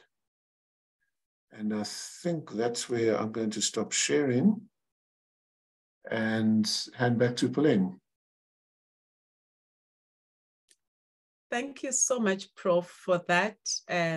So gentle and so informative. And, you know, you just take us through it and you simplify something that I find extremely difficult, but to make it so simple and to make it easy to work with. I can see that this is Anne trying to contact me. Hello, Anne. Yes. Yes, it's still going. Don't worry, it has made me a host.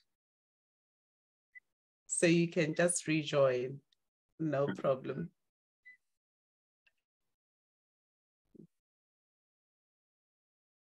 No problem. We'll take a short break and then we'll do a Q&A. Okay, thank you. Thank you, no problem. All right, so sorry about that. Shame, Anne got disconnected. Her internet just cut. We have a whole lot of problems at the moment with load shedding and its impact on our connectivity. So we are proposing a 7-minute break again, just to get people to give people a comfort break, and grab your coffee and tea again. And when you come back, you'll come back into a conversation with both Ralph and Noel. And we're going to discuss some of the questions that you have posted on the chat and have a discussion around supervision, managing your supervisor, but also managing your supervisee, and academic writing, and some of the things that have come forth from the discussion today. So why don't we see you on the hour? It's exactly 7 minutes to the hour. So whatever the hour is in your context, we'll see you at 00. See you later.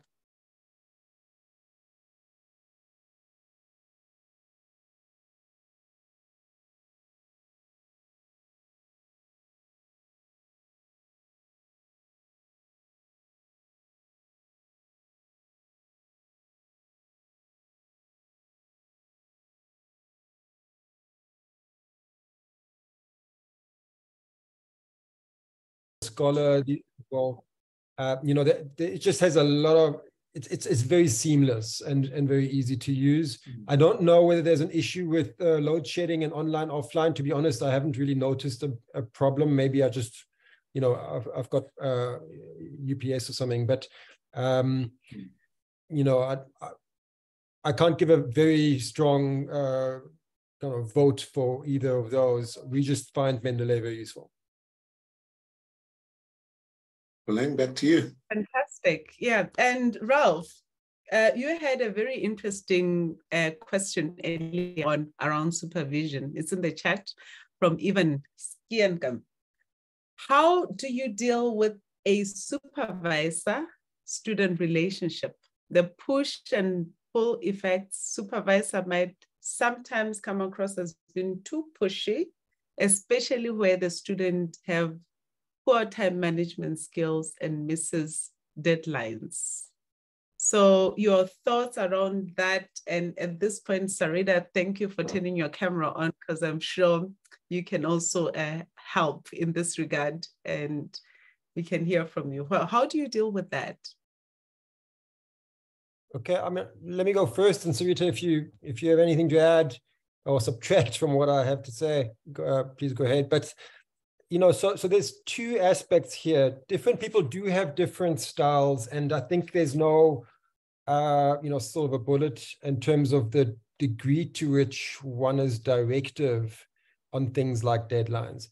My style is to say, we agree on certain timelines, but then as a student, that's your responsibility. You are a grown adult. I'm not your parent, and you know, you need to take responsibility for those timelines, because after all, you need to fulfill certain program requirements. So I'm not going to be pushy in that sense, and I've got enough things going on that I've got other things to do if people don't send me stuff to review. On the other hand, of course, you don't want, you know, there's a problem if students just you know, kind of become disconnected from the process entirely. And so that's also why you do have a formal component to the MOU. So the MOU, the formal role of the MOU is to ensure that both of our sets of expectations are fulfilled, and that includes adherence to a certain timeline. And so if the student repeatedly fails to live up to those expectations, then following one or two kind of grace period, let's say, or some concessions that the university system will normally allow, especially if there are mitigating circumstances. But at some point, the student's going to get a letter from the university that says, well, you're not fulfilling the expectations as specified in the MOU and as specified in the program requirements. And then, the student risks being denied re-registration. And, my job as a supervisor is to avoid that kind of thing happening. But at the end of the day, it's the student's responsibility, not mine. And so, things happen. Sometimes the student, takes on a job, or, as Sarita said, life happens. And, then we need to have a hard conversation. And then what I say to the students quite often is take a leave of absence. If you cannot put in the time and energy, then take some time out of the program without, just put the clock on hold so that you can really think about this, maybe make some changes. And sometimes students have made quite significant changes. They have, resigned from their day job and come to Cape Town to finish off the study for 1 or 2 years and made that commitment. Other times they're not able to do that, and then they need to, stop the process because it's just not working. It sort of reminds me of what you said about a supervisor also having a coaching role. It's interesting that most of the postgraduate study and PhD study happens when life is really happening, like when really interesting things in life are happening for many people. Some, this is the time that they're getting married. Some, this is the time they're getting divorced. Some, this is the time where they're having kids. This is the time where parents are dying. Like hectic life situations happen when one is studying for a PhD or a master's most of the time, because it's just that age where all these extreme things in life are happening. So that role of a supervisor to sort of like just, maybe enlightening the supervisee, in the light of your current situation, should you take leave of absence, like you said, Ralph, but have a mutually respectful relationship that allows you both to be in the light of what is going on in a person's life. Sarita, you unmuted yourself. Yeah, I've unmuted myself. I just wanted to add, I think that what I found very useful was that if I wasn't going to be able to make the deadline, Ralph wouldn't get upset with me or anything, but it was more like, okay, well, when are you going to be able to do it? It was more like, okay, well, let's figure out when you can. And then I think what was really important and what needs to be clear for the student is, okay, if we make this plan, I've booked it into my schedule as well. So I think that's what I was really aware of. If I wasn't going to make this deadline that we'd agreed, this was the window that Ralph had blocked. And if I missed it, then I didn't know when there was going to be another one. So it was kind of this mutual respect in that way. And then another thing was also, as Ralph said, I basically stopped consulting on the side for 4 months in order to write my thesis. And I decided, okay, I had to do that because otherwise it was never going to get done. So you do need to be able to make some important sort of decisions in order to do it. And if I hadn't done that, then I probably still wouldn't be done. So just wanted to share that. Sacrifices, right? Sacrifices to be made. Yeah. Thank you very much. We have another interesting comment in the chat.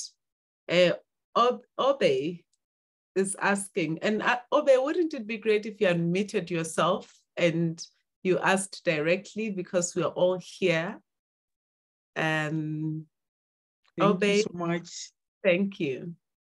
Thank you so much, the presenters, for the insightful information. I wanted to ask, how do you handle this case where in the first draft, you provide feedback to the student and provide some suggestions, and only to find when the student submits for the second time, they put in something totally different and didn't maybe incorporate the changes, and then you correct that again. When you remark again next time, you are so shocked again that the student puts in completely different new information altogether. How do you deal with such a student? Can I respond to that one? Yes, go ahead, Noel. So for me, one of the best tools for supervision is to be able to, under the reviewer comments, compare different versions. And so when I've had a draft from a student and there's then the next draft, one of the very first things I do is to compare those two versions. And I get a sense from that whether there's been, firstly, a response to the kind of comments or questions or things that I've made a note of in the text, so that I can see whether the student is actively responding to what I've done, whether in fact they've addressed all of those comments that I had made, and whether they maybe have deviated from that and done something completely different. And in those instances where there's, as you pointed out, people just going on and doing something else, a completely different topic, I wouldn't be reading through that in detail. I'd rather than call for a meeting with the person and say, I've looked at the two versions. You've now produced something very different. Why is that the case? And we can then have a conversation around that. Similarly, if a student is not responding, I can draw that to their attention and say, there are comments I've made here. I think they're quite substantial. And I think that you need to respond to those. Why have you not responded to those yet? Ralph, you want to add to that? Thank you so much. Yeah, I mean, Noel, I think my response would be quite similar, because I mean, and it's a useful question because it also prompts us to think about what is the character or purpose of our feedback. And my feedback is not, and Sarita spoke about a little bit about this. My feedback is not an instruction or a command, right? So I'm not. This is the student's project, and I repeatedly remind my students, not always, but if I see it, if quite often it is helpful to remind them, this is your project, not mine, right? So I mean, some people say, well, okay, there's different styles. Some supervisors are more product oriented and some supervisors are more process oriented, in which case I'm more of a process oriented supervisor. But we don't need to get into the kind of academic views of this. I think bottom line is, in my view, it's the student's project, and she and he, or he, if they don't really agree, let's just say that you have this experience where the revised version does not respond to my feedback. I'm not going to take that personally, but they need to tell me why. They need to explain why they decided, to not respond to my feedback, or to do, and if they don't have a good reason, then that's a problem, because then we're going to have that situation in the examination process where the examiner is going to say, well, you need to make ABC changes. And then in the second round, they will get irritated if there isn't, number one, either a response in the revised thesis or a very good response in the letter, in the response letter, or whatever you call it,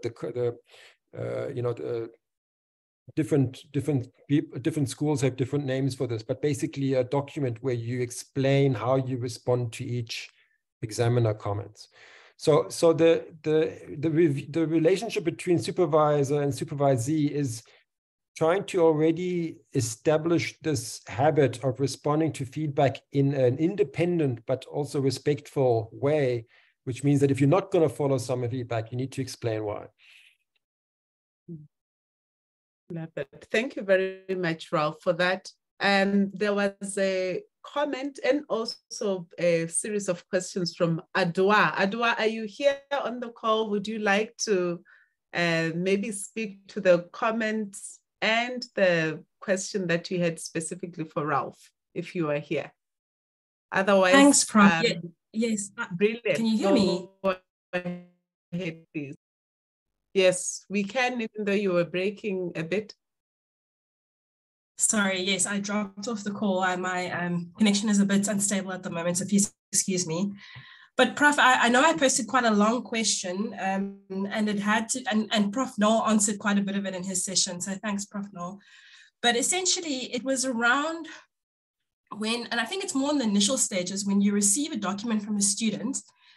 And I know there's constantly this tension between not delving too much into the critical detail to start with, but at the same time, when the critical or the writing style of the student or the academic writing style interferes so much with the argument that they're trying to present, it gets a bit challenging. So I was essentially asking for some guidance as a new supervisor starting this year around how you've dealt with that. So do you then essentially, and what prompted my question was a comment that Sarita made around Prof Ralph, when she said that you'd read through one of her documents and then you stopped at a stage and then it said to her, go back and rework this before I read it further.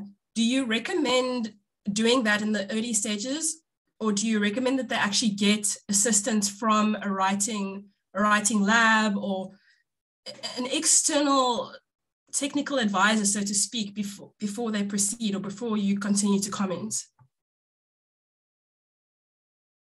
Thanks, Adora. So a quick comment from me on that, and maybe the others have also something to add.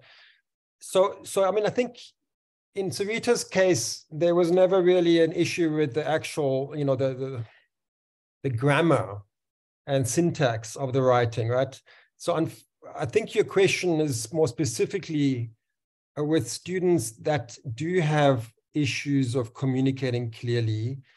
And, that might have all kinds of reasons. They might be writing in their second or third or even fourth language, right? So we need to respect the fact that not everyone had the good fortune of going to, to be trained in their primary, secondary, and tertiary education in English, right? We also have a legacy of that in South Africa, where many students didn't get the training and writing that we would like them to have had in their secondary schooling. So that really, I think the question is really important, because what does that mean for us at a master's level? And so there's also a role to be played for a conversation about this in the program and in the business school or in the university department. To what extent that becomes an issue in the admission process. But even so, we would have some students that struggle with the writing. So how do I respond? I do, like you suggest, I often do refer people to the writing center. And we are lucky that we have a fairly effective writing center, although of course there's only so much people can do at this late stage in a person's education. So I do refer people there, and often it helps. I also do provide a little bit of coaching on writing myself. And to, just to add to one or two things that Noel said, I think people struggle with developing very basic structural flow in their writing. And, our school kids don't really get a lot of training on, for example, using topic sentences. So if there's one small piece of advice I give almost all students that struggle with writing, and in fact, to almost all students, is to practice the structural emphasis on having a very clear sentence in number one or sometimes number two position in every paragraph that says, this is the key message of my paragraph. And then you should try, especially if you're writing a short document like an introduction to or let's say the proposal, just delete everything except that topic sentence in each paragraph. And if the basic sense of the document still comes across just from the topic sentences, then the structure of your document is in decent shape. A lot of times people will go and do that exercise and it will make absolutely no sense. And so that is I think also when we write, just to add to Noel's point, we need to recognize that readers in our, context and day and age, they speed read. So sometimes they only really look at the first one or two lines of a paragraph. And so if you're not able to communicate what that paragraph is about in those first two lines, that's a bit of an issue. And people need to be invited in to actually complete that paragraph. So that is one example of like a bit of writing coaching that I do with almost all students. And then I just want to very quickly, if I may, Puleng, share one or two resources that will be helpful, I think, building on Noel's thing. So it's going to take me literally half a second here, one sec. So it's this website here, which was developed by Charlotte Cloutier in Canada. And we had her visit the GSB a couple of years ago. And it's a really nice website that features interviews with people like Kathleen Eisenhardt and other very well-known leading scholars in management, like Anne Langley here. And we're basically, Charlotte interviews them about their writing practices. And, a whole bunch of people here that some of you will recognize, are mostly North Americans because they're based in Canada, right? And so Charlotte has written an article which is really useful to read on the writing practices of management scholars. And this is the article, and I'm going to share it in the chat in a moment. But one of the things she does here is talk about how writing is linked into the thinking and conceptualizing process, and also connected, for example, to drawing and things like that Noel already spoke about. So I just wanted to mention that as a useful resource, and I'll put it in the chat. Thank you so much. I posted the website link that you were on. Very useful. Will you also post the paper itself? Thank you. Thank you very much. And we've had a hand up for a while from HB Klopper. Do I call you HB or Klopper? Won't you unmute, unless I'm the only one that cannot hear you? It seems you're not connected to audio because you are not muted, but we can't hear you. Your audio connection. Still can't hear him. Maybe type your question in the chat, unless you can just reset audio. Next to your mute button, there's a little arrow that will allow you to switch your audio maybe to something different. But meanwhile, I saw a very interesting question from Anne in the chat about, Ralph, how about using AI to help identify topic, sentence, etc.? What are your thoughts here? I'm also interested in that, Anne. Yeah, I mean, I think Noel mentioned, that's a whole topic in and of itself. I think, like many people, I've been astounded by the, by some of the ways in which something like ChatGPT responds to questions. But there was a very fun, interesting little item in The Economist today where apparently a lawyer used ChatGPT recently and had to find out the hard way when the judge realized that 3 of the cases in his submission that he was referring to were actually made up, entirely made up. So we definitely need to be very careful, and we need to tell our students to be very careful about using ChatGPT because it's not reliable in that sense. There's also an issue with, making up academic references, for example. My wife had that experience.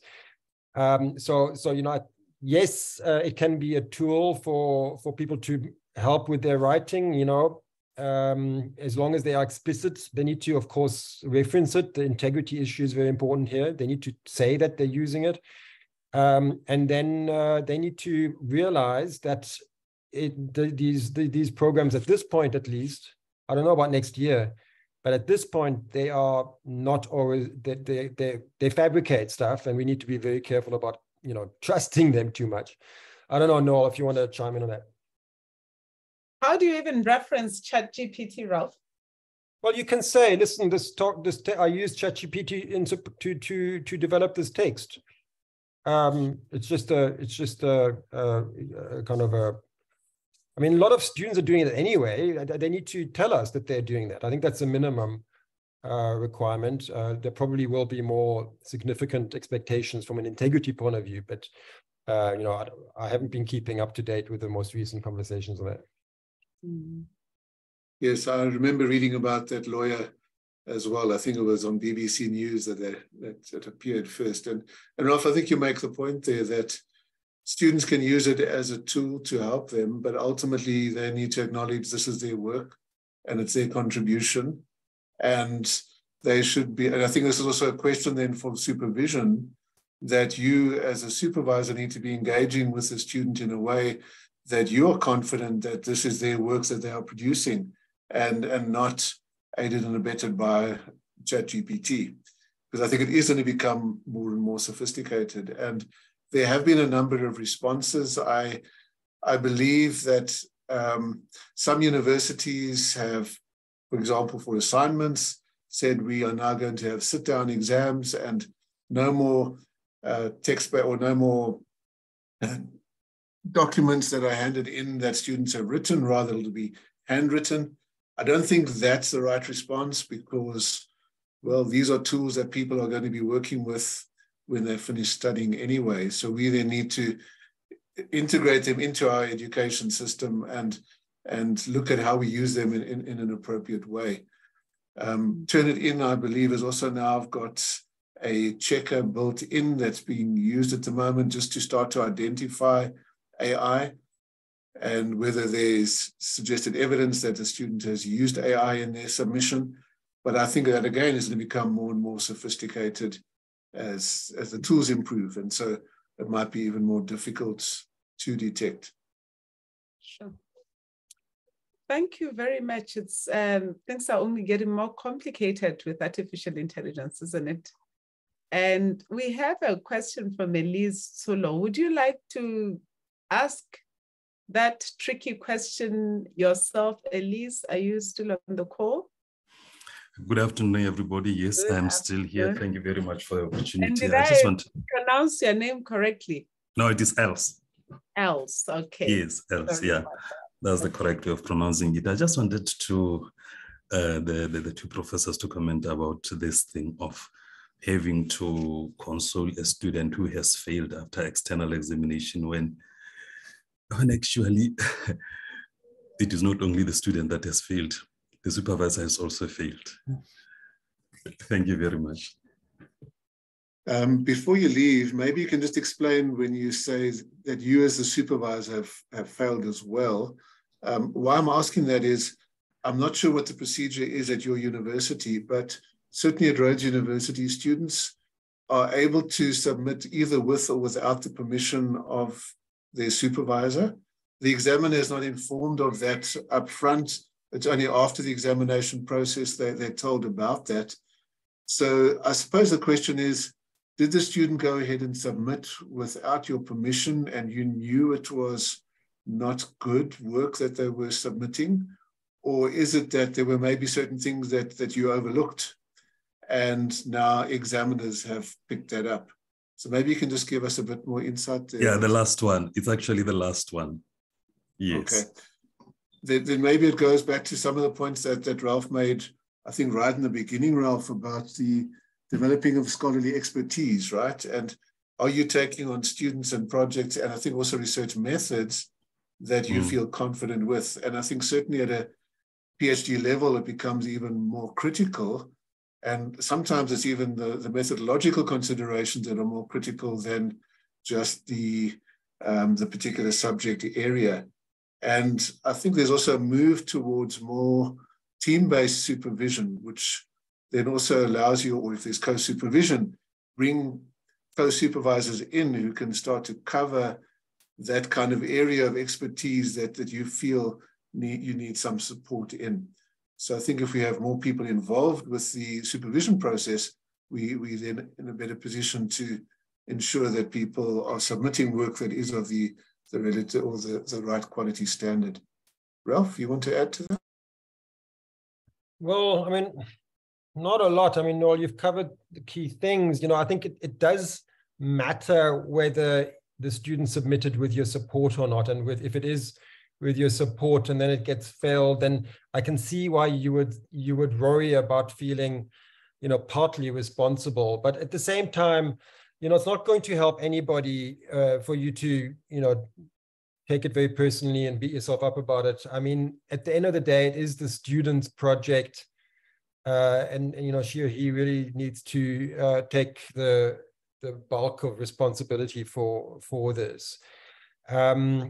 At the same time, it may be an invitation to you to think about, I mean, clearly it's a good learning opportunity. It's an important thing for you to think. And also for the student, you must perhaps help her or him realize that that's not the end of the road. You know, they can take that work elsewhere and redevelop it and so on.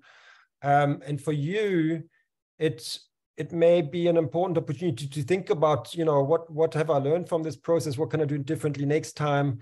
And so one of the things in my experience is that it's very important also to see you and the student not in isolation from the rest of the school. And so we need to think about what support are you getting from your colleagues, from the examination committee and so on, you know, to make sure that the piece of work gets through the examination process. And so one of the things that we've tried to do, for example, especially at PhD level, is to make sure that the student presents the work prior to submission to a broader group in the school, so that at least there's some opportunity for other people to raise possible problems, right? So, I mean, we're not perfect as supervisors. We do miss stuff. That's bound to happen. And so it's helpful to get some other colleagues to say, well, have you thought about this or that? And to almost look at it with the eyes of a possible examiner. And so in other words, ways to try to reduce the chance of that kind of unfortunate outcome is to try to create some structures in the schools in which we're working and not just see it as a responsibility of the supervisor and the student. If I can maybe just add one other aspect, Puleng. I'm aware that some people here are maybe here more in the capacity of being external examiners. And I think it's important to look at it from that perspective as well. And if I think about my own experience of external examining, there have been times where I have failed work.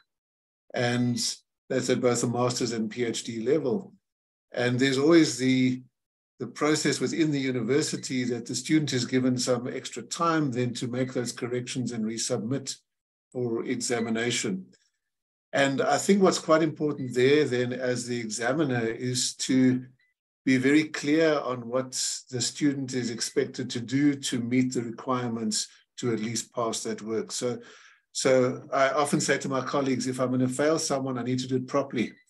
It takes a lot longer to then write that report to make sure that it's a strong case that I've put across, that it's quite clear that this did deserve to fail, but then also to show the way out and to say, this is what's needed to correct that. And there's quite clear stipulations. And when I then receive that work to re-examine, I then go back to what I'd recommended. And I'm looking to see whether that met those requirements that are set there. We don't want to then move the goalposts and now there's other things that they need to correct as well. It's about against what I had indicated in my first report. Thanks, Puleng. Thanks very much. I hope that was very, very comprehensive response and great examples. And we are wondering if HB is back. I saw you leave and then reconnected to check your microphone. Would you like to check your microphone now, HB? You hear me now? Yes, now we can hear you clearly. Excellent. Yeah, I'm sorry. There's okay. Can I rather respond to the next one because I wanted to comment on the previous one and I think the conversation went quite far. So just to add to the latter one, I agree with Noel. Examiners should always, if they fail, give constructive feedback and say do X, Y, Z. But if you take one step back, in a study, there's always an opportunity to defend your proposal, to have a colloquium, and I think those are valuable input that can help to refine the study. Now, that being said, what I firmly believe, if the examiner or the supervisor sign off, you're putting yourself in that same line of fire. So you mustn't, to Noel's point, if the university allow you to submit or the student without the supervision's approval, that's something else. But what's important then is to almost check the high level things that can go wrong. So is the the study irrelevant? Is it not well constructed? Is the theoretical argument lacking? Is the methodology problematic? And those are the obvious things that during the supervision process, there must be constructive discussions around, and then the possibility is slim. And I say not, it cannot happen, but one must be careful for a situation where students almost, or let me say the supervisor almost want to use the examiners to prove the point that the student don't accept. And I saw in the past, I had in the previous life being in a case where I had to play the arbiter, where the supervisor said to the student, I told you, if the examiners will say, no, that's irresponsible. So I think it comes back to the earlier discussion on how one agree on providing constructive input and feedback and a test of ideas, because it's a fact, you'll put two academics in a room and you'll probably get three different opinions. So in the end, one needs to work with the content. And I think it's not problematic. There's a way to solve that. It's a developmental exercise always. Thank you, Puleng. Thank you very much. Really appreciate your insight and your input there. Now we are going to open it up for maybe one or two more questions from the floor. We have tried to cover a lot of questions and comments in the chat. We also advise you can save the chat because there's a whole lot of resources that have been shared and links. And remember to download the paper that Ralph also uploaded on the chat. So there's a whole lot of resources and other comments that might be useful beyond the seminar. Now, Alan has his hand up. Please go ahead and ask a question. Thank you, Puleng. I was quite impressed with Ralph's indication about ChatGPT. And, I was quite taken aback recently when I viewed the presentation on AI and how students use it, to plagiarize work and present the plagiarized work, in a text that can be subject to Turnitin for that matter. And that particular text showed a 20% Turnitin index, but there seems to be a function now on Turnitin, which is a artificial intelligence function. You just have to touch that function, and this particular text that I'm referring to, that was demonstrated to us, showed a 90% plagiarism index. There are ways of, students must know that, and the supervisors, that there are also new technologies available that can be used to identify plagiarism as a result of ChatGPT being used. Thank you, sir. Thank you, ma'am. Thank you very much for that comment, Alan. Absolutely. Sure. Is there anyone else? Yes, Ralph, you want to say something? So, yeah, thanks, Alan. That's an interesting point, because after all, as you know, you can tell ChatGPT to do all kinds of things. So you could ostensibly, I haven't tried this, but ostensibly you could tell it to write it in a way that would, kind of erase all proof of copying and whatever, or like in your own, you can get it to do it right in Shakespearean English or whatever. So, you can do some pretty remarkable things with it, which would perhaps elude the kind of traditional integrity checks of Turnitin and so on. And as Noel was saying, Turnitin is developing ways to try to respond to that. One of the things that I think is important is that as yet, the AI stuff cannot really, well, I need to be careful here. I really don't know this with enough detail, but it is only really, some people call it a stochastic parrot. It is in some ways regurgitating combinations of text that is out there in the internet. So in some ways it's established, if we're lucky, it's facts. A lot of time it's just pronouncements. So in other words, it cannot conceptualize anew. And especially if we're supervising PhDs, right? That's what we're after. We're looking for new ways of combining ideas and things. And so, yes, ChatGPT will probably be used a lot in people's literature review. And, I have little doubt that many students are using it already for their literature review in particular. But, you know, especially when it comes down to some of the other stuff with, like, you know, creative ways of using of the methodology, for example, but especially in, of course, findings and discussion. I mean, you know, there's definitely, I wouldn't you know, sell off the important role of both the research exercise in and of itself and the role of the supervisor in the context of AI. In fact, I think in some ways what AI does, it makes the kind of research that we're trying to do even more important, because we are helping create defensible and reliable knowledge in the internet that then becomes a source for these AI systems that rely on what is in the internet, right? So we're creating credibility and innovation in what is out there, which is it's basically the crucial resource for the AI systems, because that's at this point something that they cannot yet do, create novelty.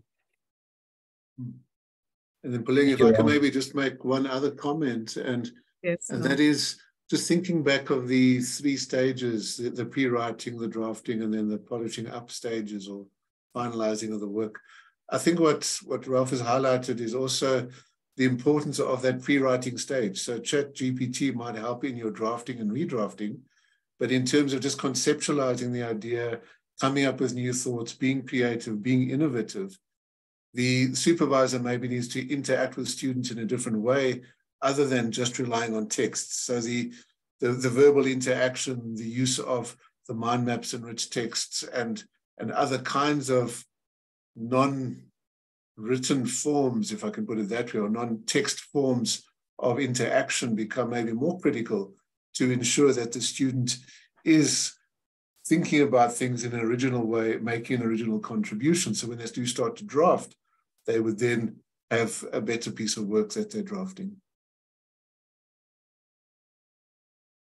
Very interesting. I think the debate around ChatGPT and its impact in the academic spaces shall be an ongoing one. I recently am a culprit in that space. I ran a session, for executives in a bank, and when the facilitator gave them something to solve, something very hectic around leadership and critical thinking to solve, a whole scenario, gave them 10 minutes to work in groups and come up with a solution.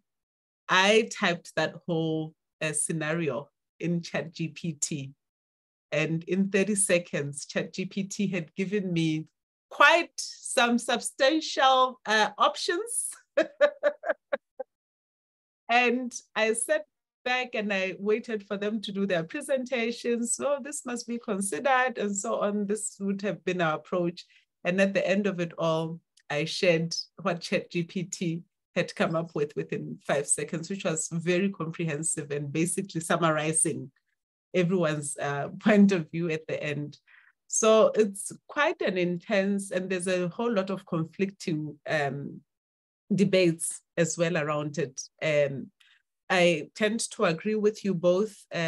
Ralph, what you said about maybe it will even help us to elevate our thinking, being a researcher in the creative space, creativity and innovation space. I really think the time has come for us to just tap into that creative side where we are creating and building and drawing more from imagination and really exercising that muscle of imagination more than ever before. And perhaps ChatGPT gives us a sort of like a baseline to work from, because we can't rely anymore on just knowledge, but we have to build and exceed using our imagination. HB, you want to comment on that? Yeah, no, thank you. I think it's very interesting. If you can ask ChatGPT, why should you not use AI to write a thesis, you'll get an answer. And if you ask him, why should you use that, you get a different set of answers contradicting each other. I think what we must say to each other, instead of become a product of technology, use technology to your advantage, because the obvious advantage is, it will help you to think better. You can almost self-tutor you, the case being earlier made, but at the end, we step into the issue of plagiarism. not rephrasing, not making it your own, not suggesting. So as you write a thesis or dissertation, you need to add value. So you cannot just be a mouthpiece of what's being said in the past. So that ability is we're wanting to go further. Now, students will use that. So what we should do is say, encourage them to go and use that. Use textbook, use sources, and plagiarism software will take it up, but get into a discussion. And if you stay true to your original research problem and you address the problem in a noble way, all of these will help them to shape their minds. And I think that's where the academic discourse come in. Noel mentioned earlier the different writing styles. I quite often see, if I read a chapter, 4 or 5 different writing styles, it's easy to pick it up. So it's part of the learning in developing itself. So I think we should not be afraid, use the tool, but at the end, it's got its limitations. The facts are not always correct. And specifically look at ChatGPT's, my understanding, the data set were locked in October 2021. So nothing new is in ChatGPT since then. But at the moment, look at newer content. So content is there. How do we use the content and build bridges between? And there's a different contribution. So we must almost think about the new way of you as humans to react and engage with content and how we would take it forward. Thank you very much, HB. So we have a very final question, and Priya, we would like to give you an opportunity if you want to verbalize your very sticky question that you posted on the chat around a PhD original contribution. Do you want to verbalize that? Thank you, Chair. Yes. I had an instance, I think it was a year or so ago, where the thesis, the PhD thesis was well written. But when I looked at the findings, when I looked at the overall thesis and said, does this really make a contribution to the discipline of people management? The contribution wasn't there. It was just, the entire field had moved on since, since what that candidate was talking about. So methodologically and research methodology, all the right components were there. And so the university examination form, asked for an assessment on all of those things, which, I provided and said, right, all of these things are here. And I did mention, all of these things are here, but in fact, where's the big contribution? So please can, Ralph, Noel, please, I'd be keen to hear your feedback on this.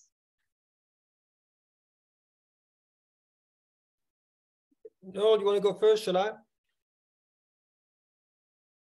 Go ahead, Ralph. I'll add on after. Thanks, Priya. So I think your question touches on a couple of really important things. For a start, what is a PhD? What is a master's? How do these things differ?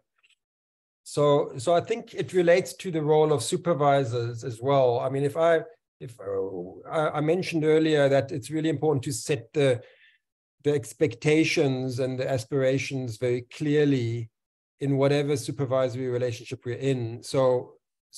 And in my case, I'm quite clear from the beginning in a case of a PhD that the objective is to create contribution to scholarly knowledge, so to make a scholarly contribution. And in our university, it's a very short sentence, but basically the requirement of a PhD is to contribute to knowledge.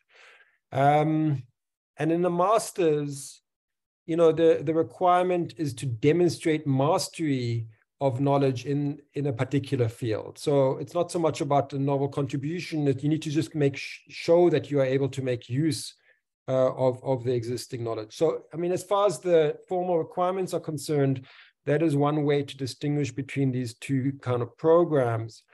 And so from my point of view, it doesn't matter what the university says or what it asks me in its rubric for examining a PhD.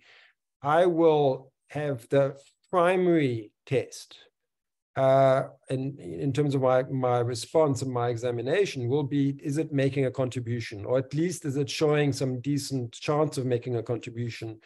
Because I mean, in my first examination report, I mean, let me put it this way. I have never, thankfully, been in a situation where I will fail a PhD in the first examination round. And it could happen perhaps, but it's never happened to me.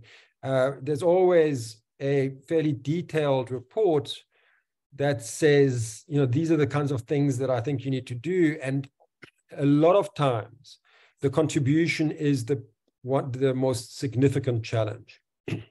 And by the way, that's not just in a PhD, right? I mean, Priya, when you submit to good journals, we are very likely to get that feedback that says, well, this is an interesting article, nice setting and all that, but we're not sure about the contribution. And it's a very irritating feedback to get, but unfortunately, it's just something we need to work with.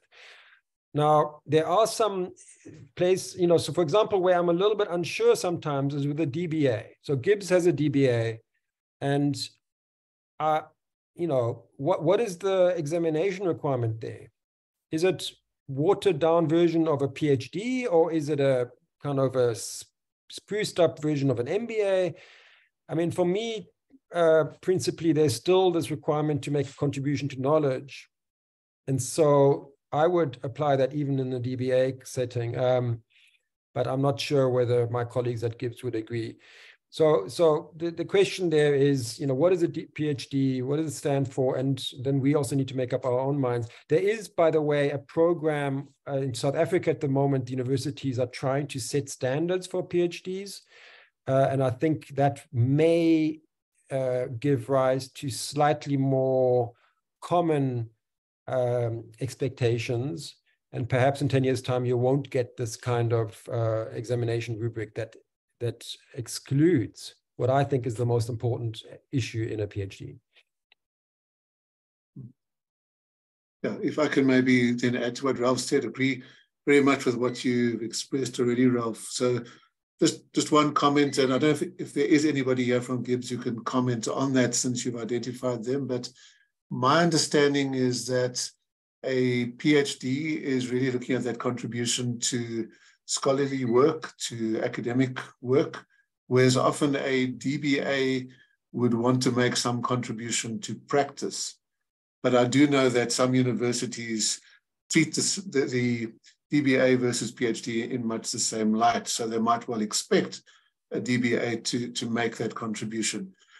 Maybe just to come back to your question, what do you do in the instance of where you feel there is no contribution, but the examination form doesn't allow you to indicate that? And in other words, that if you follow the exam form, which I think certainly as examiners we should be doing, right? If that's what they are requiring you to comment on, that's what you need to comment on. But if you find that those critical factors are not included in the examination form, maybe we should recuse ourselves as the examiner. Say, I'm unable to examine this in the way that's been given to me to set out my report. Maybe that's one response.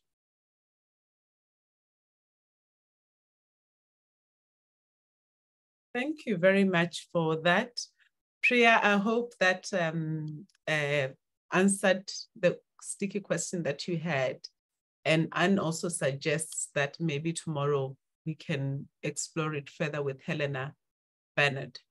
So thank you very much. This brings us to the end of our webinar today.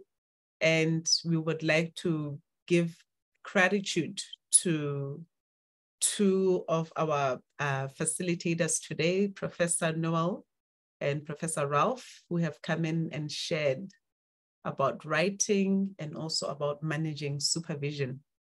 And tomorrow we come back on the same link at the same time, 3 to 6 p.m. South African time or Central African time. And tomorrow we are exploring Master Supervision and Examiner Development Program. And with that, we would like to say, have a good evening, everybody. And bon voyage. Have a great evening. Asante sana. Thank you. Thank you to you, Puleng, as well, for a great facilitation. Yes, thank you, Puleng. Thank you. Thank you, Puleng. Thanks, Noel. Thanks, Rolf. Yeah, Thank we really appreciate your energy, and we look forward to seeing everybody on the call tomorrow. And have a good evening. Thank you. Thank you. Bye. See you tomorrow. Bye-bye. Bye. Thanks, Ralph.